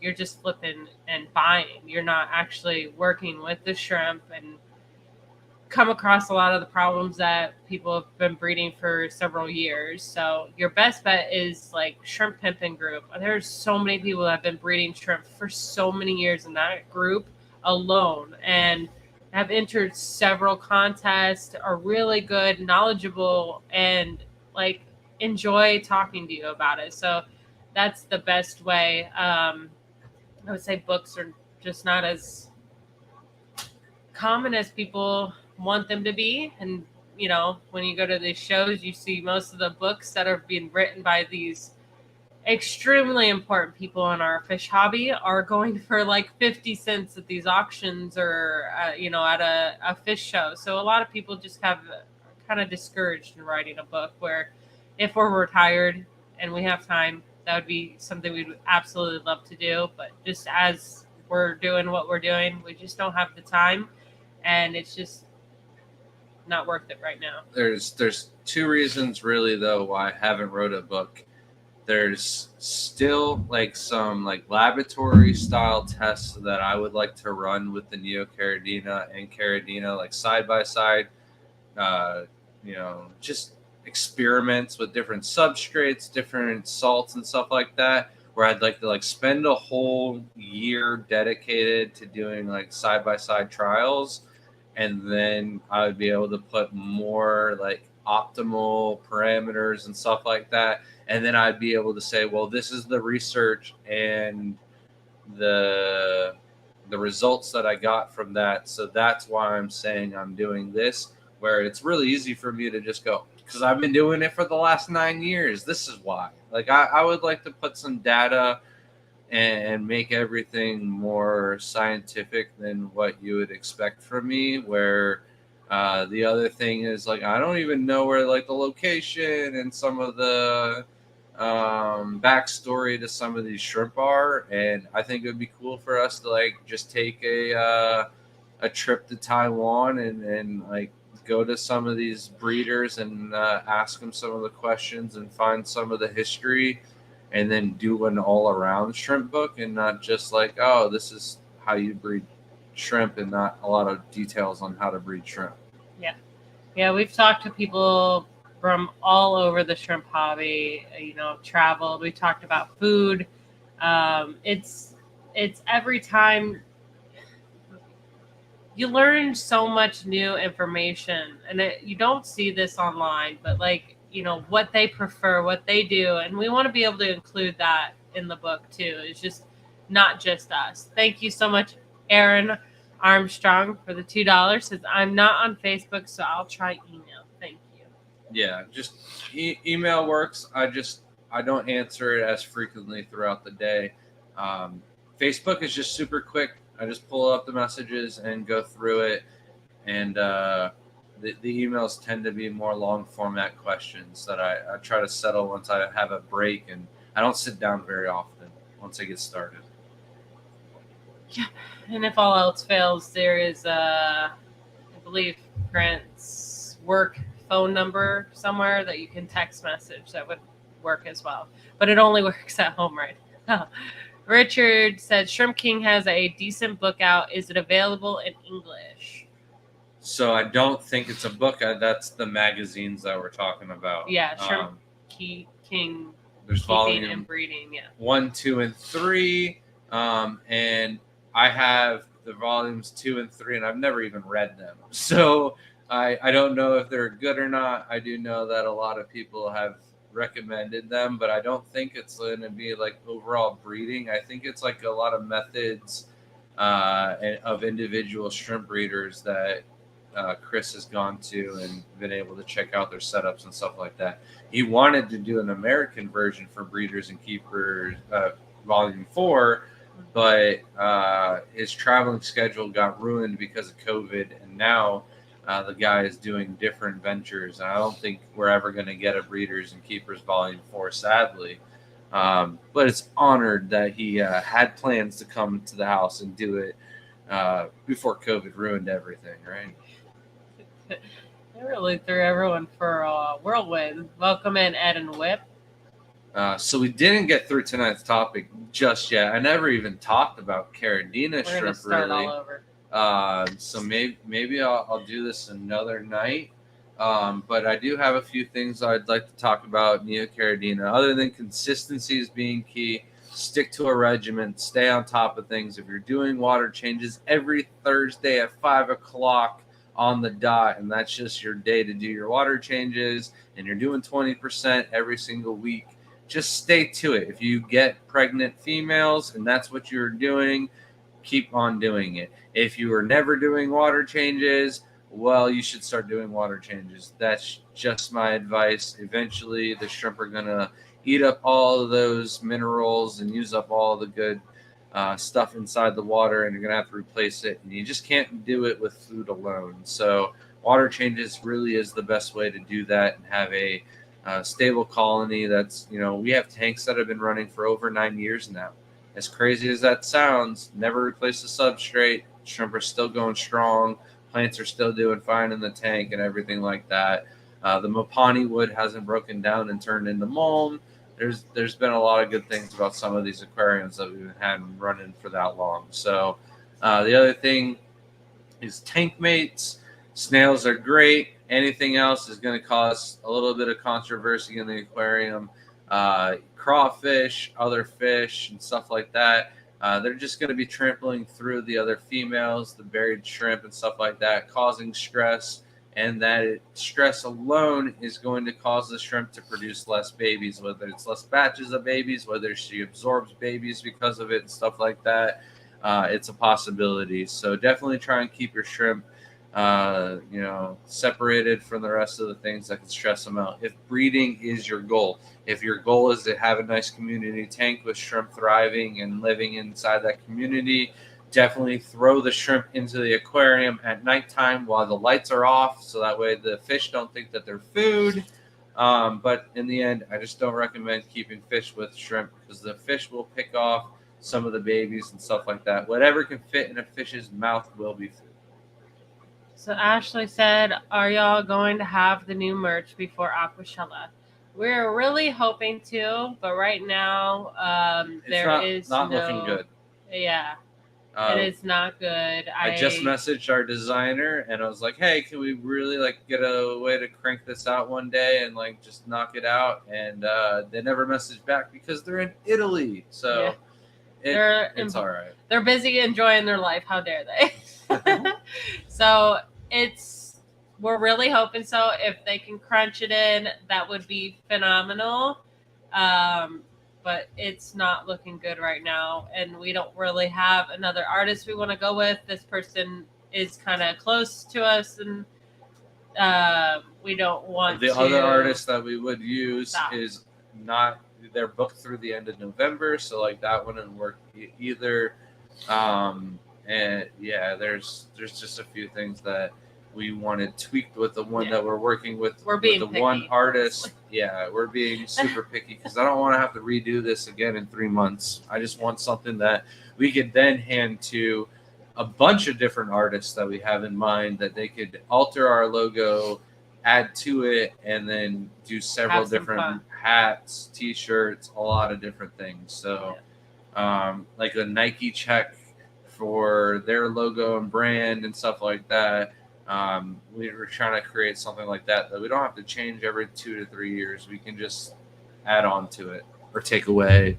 It's just a base. So QJF Aquatics says, sure, a book would be great, but can we get a breeding tree chart or post? You really need a genetics breeding tree with Kruslukoff photography would be ideal. So we have been talking about this for quite some time. We have lined it up. We do want to get on this. This is something we are very interested in doing. This will happen a lot sooner than a book. And then we also have been being trained and been taken under the wing of a wonderful photographer named Mo Devlin. And he is very good in the hobby. And our photography skills has gone up a lot since he has been able to actually. Just our I'm phone trying to, pictures like- alone are Yeah. are coming out way better. In one night now, we're able to go through, feed all the shrimp, and go to certain aquariums and take enough pictures that we're able to, have content to post on Instagram and Facebook and stuff like that for a few, for like the whole week. So we only have to do it one night a week, and we'll get enough. And then maybe once a month we bring out the DSLR and try to get some really stellar photos for some of our sponsors, add to our shrimp talks and stuff like that are going to be a little bit more personal. And then the website, of course, will get upgraded, but the charts is something that I for sure want to do. We were thinking about doing it with artwork and stuff like that. But I think we have enough shrimp and our skills are improving enough that we can just do it. It's just going to take Shelby to leave her job and us to finish the house. The house has 6 more stands to be built. And then I can say, hey, every single Wednesday from now on is photo day. And we just, knock out the project until it's done. Annette, welcome in. Said, you heard that right, everyone. Grant said snails are great. Oh, yeah, they're great for sure. They have their certain purposes. We'll stop you there. Stress EZV balls. Rider said, so what would be the ideal TDS and parameters for tangerine tigers and orange-eyed blue tiger shrimp? All right. Ideal and the best tank setups that we have that work for both of these is 6.4 pH, 220 TDS, 0 KH, 7 GH, and then the temperature right around 70, 72 degrees. That's what I find. Our tangerine tigers, our aurora blue tigers, red tigers, super tigers, you name it, tiger, and it does phenomenal. So what happens is our substrates, as they get 3 to 5 years old, I noticed that a lot of the Taiwan bees, a lot of the crystal shrimp, they don't tend to start breeding and thriving as much as the tigers do in those older aquariums, just because the pH has gone from low 6 or lower up to that 6.4 mark, even up to 6.7 pH. The tiger shrimp still thrive in those older aquariums. So people are like, oh, how often do you switch out your substrate and change out your tanks? Never. I still have my original Neocaridina tank that you heard me talk about earlier that's almost like 9 years old now, that is still set up with the original wood and everything. It doesn't have the Green Hulk Taiwan bee wannabes that I originally started that tank for. It's got some Tangerine Tiger hybrid green tigers in it now, and they do incredibly. They breed off the charts in there. The pH isn't as low as it used to be, but the tiger shrimp love that just slightly acidic, not neutral water pH.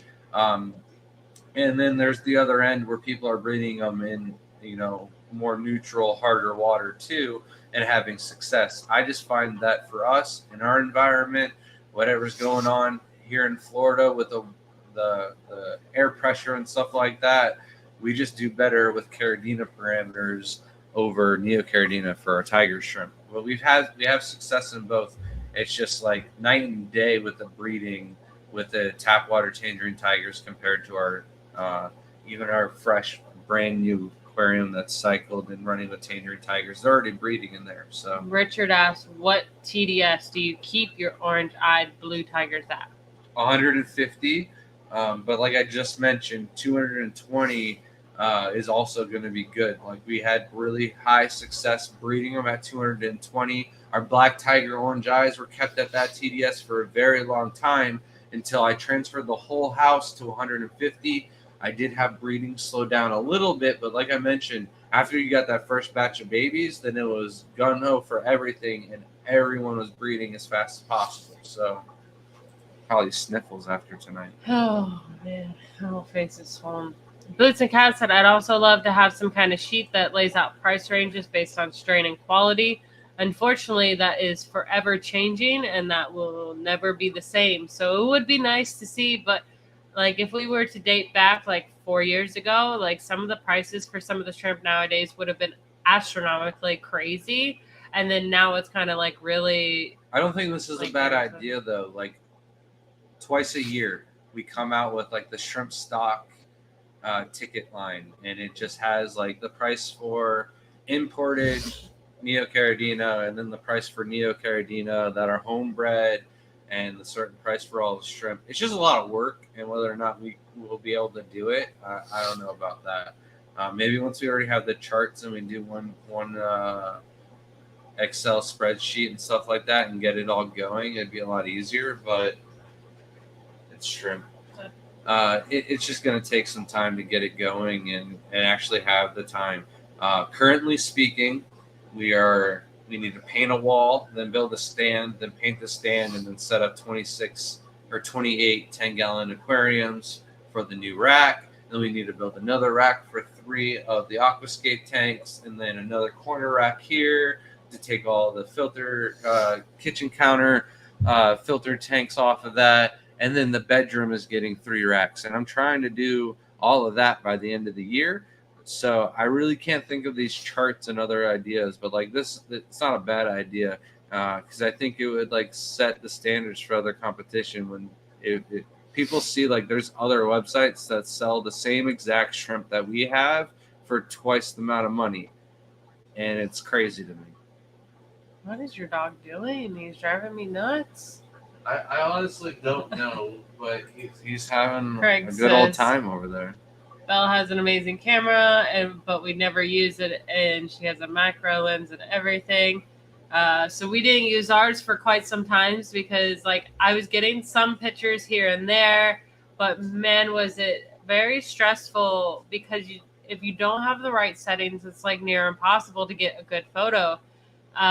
So that it took forever. I just kind of gave up on it because I did get some, but like You take 1 out of 1,000. 1,000. You Yeah. take 1,000, you get one good Now it's photo. like- Where it's you see this shrimp right here, go get the DSLR, the D500 Nikon Canon body, and throw a 105 milliliter lens on top of an extension, attach it to the computer, put it to the body of the actual camera, and then put it on a tripod, and then put the hood on it, and then make sure all the lights are turned off to get that good photo, and then the shrimp is moved and it's no longer there. Where I could just bust out the phone, aim, I get a picture that's like 90% as good as the one I would get out of 1,000 that was that picture that we would want to use off of the camera body. But we're hoping that changed now that we know and learned a few things off of Mo, and then also we've got a couple of lights that are certainly helping. It's like night and day, huh? Yes. Before it was like 1 out of 1,000 pictures. I would say even with as shaky as I am, low iron, not fun for taking pictures, especially with tanks that are 6 feet in the sky. But it's kind of hard to hold still. But now out of like 1 out of 20, I'm definitely getting a really good one. So it is much more gratifying, and like knowing Photoshop and how to work that too will just, even make that better, especially when it comes to doing the poster specifically, being able to really hone those colors in and black out the background so you can really see the consistency of the shell, especially for anywhere from genetics to sexing the shrimp and being able to see the difference in the shell patterns, and it'd be nice. So excuse me. Oh my goodness. Easy V Rider said I'm dying. You're gonna have to read that. Easy V Rider said, so would you say a Kadima soil would be good for tiger shrimp? I've heard it doesn't drop the pH as much as active aqua soil. Any experience using a Kadima soil? I was convinced that once we set up this new rack that I was going to be using Academa soil as one of our future substrates that we would set up like an entire rack system with. It dropped the pH really low initially, just like everything else. It's still holding a really low pH, so I wouldn't deem it good for tiger shrimp for that. We set up 100 tanks. Out of 100 of them, 11 of them are with the Academa soil. One of the tanks on the 10 of them are Academa soil. One of the tanks on this end is Brightwell. One of the tanks on the other end is the Platinum soil. And the Platinum soil is doing great. It's like the best tank on that rack up there. The one with Brightwell doesn't have any shrimp in it at all, so I can't even use that as like a judge. But like none of the Academa soil tanks are actually doing that well that I would be bragging about it. I have a Pinto tank and a Crystal tank that are doing well. They're breeding. They've probably paid for all the other tanks on that row, but I'm not happy with the growth rate from the mosses. I'm not happy with the other 8 tanks really that I set up in that substrate. It's not a soil that I'm going to recommend in the future. I've had people say that it's great for plants, and then we have other people saying that it just absorbs all of the nutrients out of it, out of the water entirely. So I'm not getting good rate of growth on the moss at all in any of the Academa tanks. So I'm going to go ahead and in the future, I'd rather buy soil that's a little bit more expensive, but in the end I'm going to be able to harvest and farm moss out of that tank, and then that'll pay for the extra cost in the substrate alone. So I'm not a fan. I don't like the brown color too much anyways, so it's also not uniform. I don't like that, so I wouldn't be recommending it, and I think it drops the pH just as low as a majority of the aqua soils. And this might be a stunner for some people, but we have fluval substrate on more tanks than the Academa, and almost all of the fluval tanks off the top of my head, except for 2 of the tanks, and there's way more than 12, are doing great and exploding. So the 2 tanks that aren't doing great and exploding, I got those shrimp off of breeders that I didn't really trust 100%.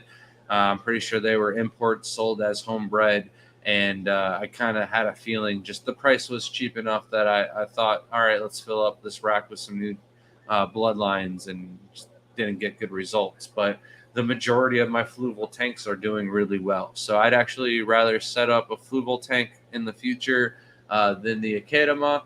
I think fluval gets a lot of hate because it's the most common, it's the easiest substrate to go out and get, and I think you get a lot of new people that are just adding tap water into it, and they heard from somebody that said they can do it, and you can even ask the person, well, are you using RO water? What are you using? And they know they should be using RO water. They know they should be using GH only minerals, and they're probably lying about it, and the substrate isn't buffering at all. And that's the reason why, is just user error. There are a few people out there where they're saying the substrate buffers to like 6.4, 6.5.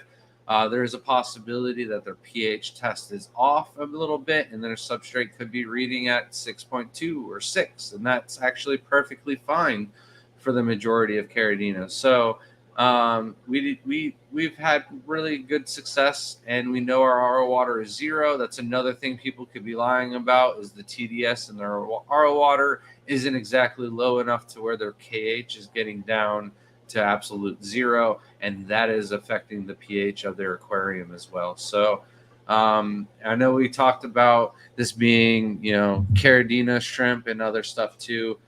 So while I have your attention, I might as well talk about some of the easier Caridina shrimp that I recommend. The easiest right off the bat is going to be tiger shrimp. I don't want to talk about those first, though. Let's talk about setting up a Caridina tank. You're going to use RO water only. I mentioned you got to take out the KH out of the water. If you don't, it's going to raise the pH of your tank. You got to use some type of aqua soil. It's really the only efficient and reliable way out there of dropping the pH and keeping it steady. You could use peat moss, but that's a mess. And there isn't actually anybody that I know is successful in using that method. So I would, just highly recommend using the substrates, RO water with GH only minerals. And then besides that, everything's going to be pretty much the same. Sponge filter, same maintenance, same care, routine, same food, everything like that as the Neocaridina. Very similar breeding where you get 30 eggs after 30 days of incubation. The females are going to hold on to the eggs the same way. They're going to have saddles. Everything's going to look the same. The female body shape's going to be a little bit different. The Neocaridina can get a little bit bigger, more robust, and a little bit longer.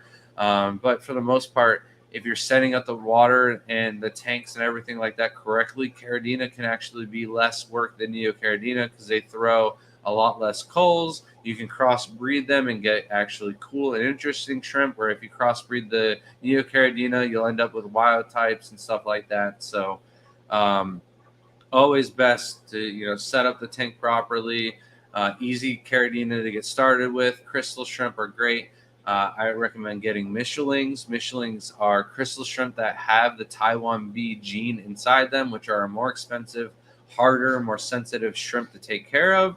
And because of that, if you're keeping crystals that are Michelins and you're having babies and you're doing everything right, you'll get crystal babies. But if you're doing everything absolutely right, down to a T with no mistakes, the Taiwan bees, there's really no room for forgiveness on, temperatures and parameter pH swings and stuff like that. With the crystals, there is a little bit more wiggle room there.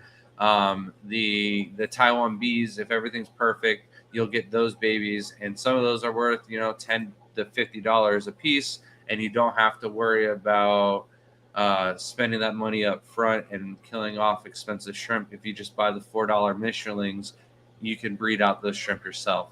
Tang Tais, Yellow King Kongs, Tai bees, these all have tiger hybrid genetics inside of them, so that does make them a little bit hardier than the pure bees do. Hashtag shrimp for the print giveaway. We're going to give away that in just a second. Those are really the top Caridina shrimp to get into. And like I mentioned, if you're getting the Taiwan bees from your Michelins, then you're basically getting the hardest shrimp to come out of your Caridina tanks already. And you can do the Pintos, you can do Calcios, you can do everything after that. It's really just the price point of how hard that shrimp is to get at that point. So tiger shrimp, though, they're in a whole different ballpark all of themselves. They're just as hardy as the Neocaridinas are, except for temperatures. They can't take those high temps. So anything above 74, stick with Neocaridina. But if you want some variety, you want to crossbreed, or you want to keep two different types of shrimp in one tank, like Neos and Tigers together, and not have to worry about making ugly wilds, then tiger shrimp are out there for you. Tangerines, orange-eyed blue tigers, auroras, cheetahs, stardust, raccoons, all of these shrimp are very hardy. You want to do chat, and we'll give the giveaway? We're already caught up. We're already caught up? I saw a question. It's not for us. Oh, okay. All right, then. Last chance. Hashtag shrimp. We're going to do this giveaway. Should I put the pumpkin head back on for the giveaway? No. One quick question. What's the best breeding for profit cross tiger shrimp to breed? I would say the absolutely best one for profit is going to be any of them that have the orange eye. So if you can cross the orange eye blue tiger onto any cross and get that orange eye to pop out, it's automatically $10 shrimp. There's no orange-eyed shrimp that are really out there on the market today that are cheaper than $10. You can sell the orange-eyed blue tiger culls, the blondes, for $10. We at least sell the mixed grade, so you get some blondes, you get some nice blues, you get some in-betweens, and that's our price for the blues. But all the cull, orange-eyed, yellow tigers, and all the other things, they really start out about $10 a shrimp. I mean, you can drop them down to $6 and they're going to fly off the shelves quick. So answer this question real quick. But you can get way more money for some of them too. Ashley asks, is there a difference between Seachem Equilibrium and Salty Shrimp GH+? So yes, there's a difference. The difference mainly is one brand is a liquid, the other brand is a salt, but the actual makeup of the minerals is far different. Seachem, they're readily available in most local pet stores and big box stores. So I wanted to give them a good shot, and we have these 2 aquariums up there with tiger shrimp to give it the best shot, the best chance. I figured not throwing some pinto shrimp straight into the chamber to see how they do. We started out with some orange-eyed red tigers, and then we also did some raccoons. I think the raccoons have finally had a batch of babies in there. Am I wrong? Is there anything going on in the raccoons? But they're just not like breeding or thriving. Where the other aquariums that we set up with the GH plus minerals and the what? I put my raccoons in. So you heard it again. That thing's freaking me out. There might be a bird in the house again. It's like I feel Or like it's like a weird cricket. bug. Yeah. It's gonna be like some gigantic cicada Like that big thing or that something. jumped on the window today. Oh no! I think that was a stink bug. June Um, come in with the $1.99 super sticker. Thank you so much, June. But basically, Seachem, because of how easily it is to use and get, I was wanting it to work, and then I would do a video like, "Hey, this is if it was a bat." You stop it right and it now. was underneath. It better not. I'm gonna freak out. So you guys hear it too? I hope no. He's just messing with us. But yeah, I wanted it to work. I really wanted to be like, hey, if you need GH only minerals, you can go to Petco and buy this and use it in your aquarium, and you should have success. But it's not something I would recommend. The salty shrimps are the salty shrimp mineral is the first mineral we tried when we got into the hobby. It was cheap. It was the cheapest option that I could get. We didn't have a lot of money when we first got into the hobby, so I was like, all right, if we're going to do a lot of Caridina tanks, this is going to be our option. Other than this, we really can't afford to go as many tanks as I was wanting to. And it worked. It worked incredibly well. But then I started to sell some of my shrimp, and I got some money that I could invest back into the shrimp. And I was like, well, there's got to be something better. So I went down this trail of 15 probably different types of minerals. And I ended up back to the very first one that we started out with the salty shrimp. It was the most bang for your buck and still the best shrimp mineral that we use. So when we started selling product on our website, like a lot of people don't realize we were selling shrimp for a very long time and never sold product. And so when we started selling aquachar, the people were asking for foods. We started selling the shrimp envy. We started selling the salts. These are all products that we use on the regular in our shrimp tanks, or else we wouldn't be selling them on the website. I don't believe in selling snake oil and making profit off of something that, Did you see that's a show now? Yeah. I don't believe that that's something that, just making a quick buck off of somebody when they could be spending that money on setting up more aquariums and buying more shrimp. So I was trying to sell more shrimp than product. But the products on the website are essential for shrimp keeping, so why not keep them for our customers as well as little throw-ins for the order. So Sterling said raccoons back on the site soon. Raccoons breeding. So our raccoons are breeding. I would say it's going to be like 3 weeks. I'm being stingy with my raccoons. I am sorry, but I did have to move them into different tanks, and now they're readjusting, and it will take them a little bit to breed. We're just moving them along because of moving the racks and things like that. So I'm very stingy when it comes to my shrimp. There's one tank that we moved from the rack in our bedroom, which was the main tank. Like every single raccoon tiger that we sold for like the first year came out of this one aquarium. And it was able to sustain and keep its numbers up really high. No problem at all. And then we moved it to Jaden's room, and it stopped breeding. Like no buried females, nothing. So as soon as the females start, getting back into the groove, then I'm sure Shelby will let some of the shrimp go because there's Well- still like 1,000 shrimp in that tank. There's 2 other tanks that we split into as well. And those 2 are doing okay. I just don't want to get ahead of ourselves because just like a mother tree, okay? You keep clipping off the mother tree starts to wilt. You're like, all right, I should stop. That's where we're at. That was my mother tank. And now the 2 others are like, maybe we've had issues like Tangerine Tigers, same thing. So if it's off the website, it's just because it needs to be repopulated and they'll be back up in no time. So I believe soon enough, probably 3 weeks, I'll feel comfortable enough as long as I see some buried females and some of the other ones. This is really freaking me out, but we really need to draw this because we're way past the time already. Yeah, And- go ahead. all right, so we're going to share the screen and use the Fish Fam link giveaway tool that was so lovely created for all of us. Fish Fam, refresh that, and then I refresh the little wheel. All right. Get in. Ready? 41 entries. Send it.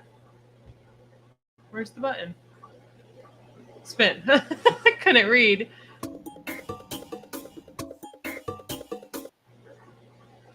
Sterling Aqua Shop. Congratulations, Sterling.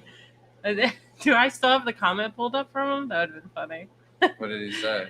No, that's Oh. what I was just the last person I just answered. Gotcha. Congratulations. Obviously, you're probably still here. If you could just say hello or down at the bottom. Said I heard that Fish Fam dude is cooler than Chris.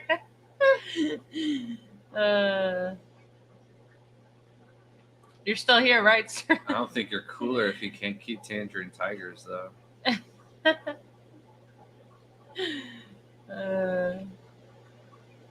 But yeah, if Sterling, if you could just send us an email reminding us of your address, just so we have it easier on hand, that would be much appreciated. But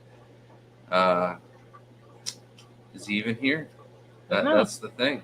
What question? He was just here 2 what question seconds did ago. I just answer of his? I don't even just remember. said something. Raccoons. We were just talking about the raccoons. Gotta be here. Maybe he heard 3 weeks and he's like, I'll be back in 3 weeks then. I was like, no raccoons, goodbye. Yep. Shrimp How and much mayonnaise, longer? you- How much you were longer late, are we I'm waiting? sorry. Oh, there we go. Oh, there we go. there we Sorry, go. I told you. I was like, there's no way. There you go. Congratulations. Just send an email to thegardenofeater@gmail.com. I always forget to type that in at the bottom. That would make it much easier. And Johnny, you can also send me a message, and we'll get that shipped out to you as well. And hopefully next week our live stream will be about wild type shrimp, and I'll have more details to go further into that for you guys. So. Yeah. Oh, sorry. And I don't know why I thought I hit stop stream altogether. I mean, kind of having that, but all right, we're caught up. And did you get your whole topic then? Yeah, we pretty much didn't talk about Caridina, so We'll have to I do roughed that it another that. time. Yeah, but you guys, thanks for joining us tonight. We'll see you next week, and I'm sure I'll have a story or two from Gary Lang. So, see you then. Thank you guys. Have a good night.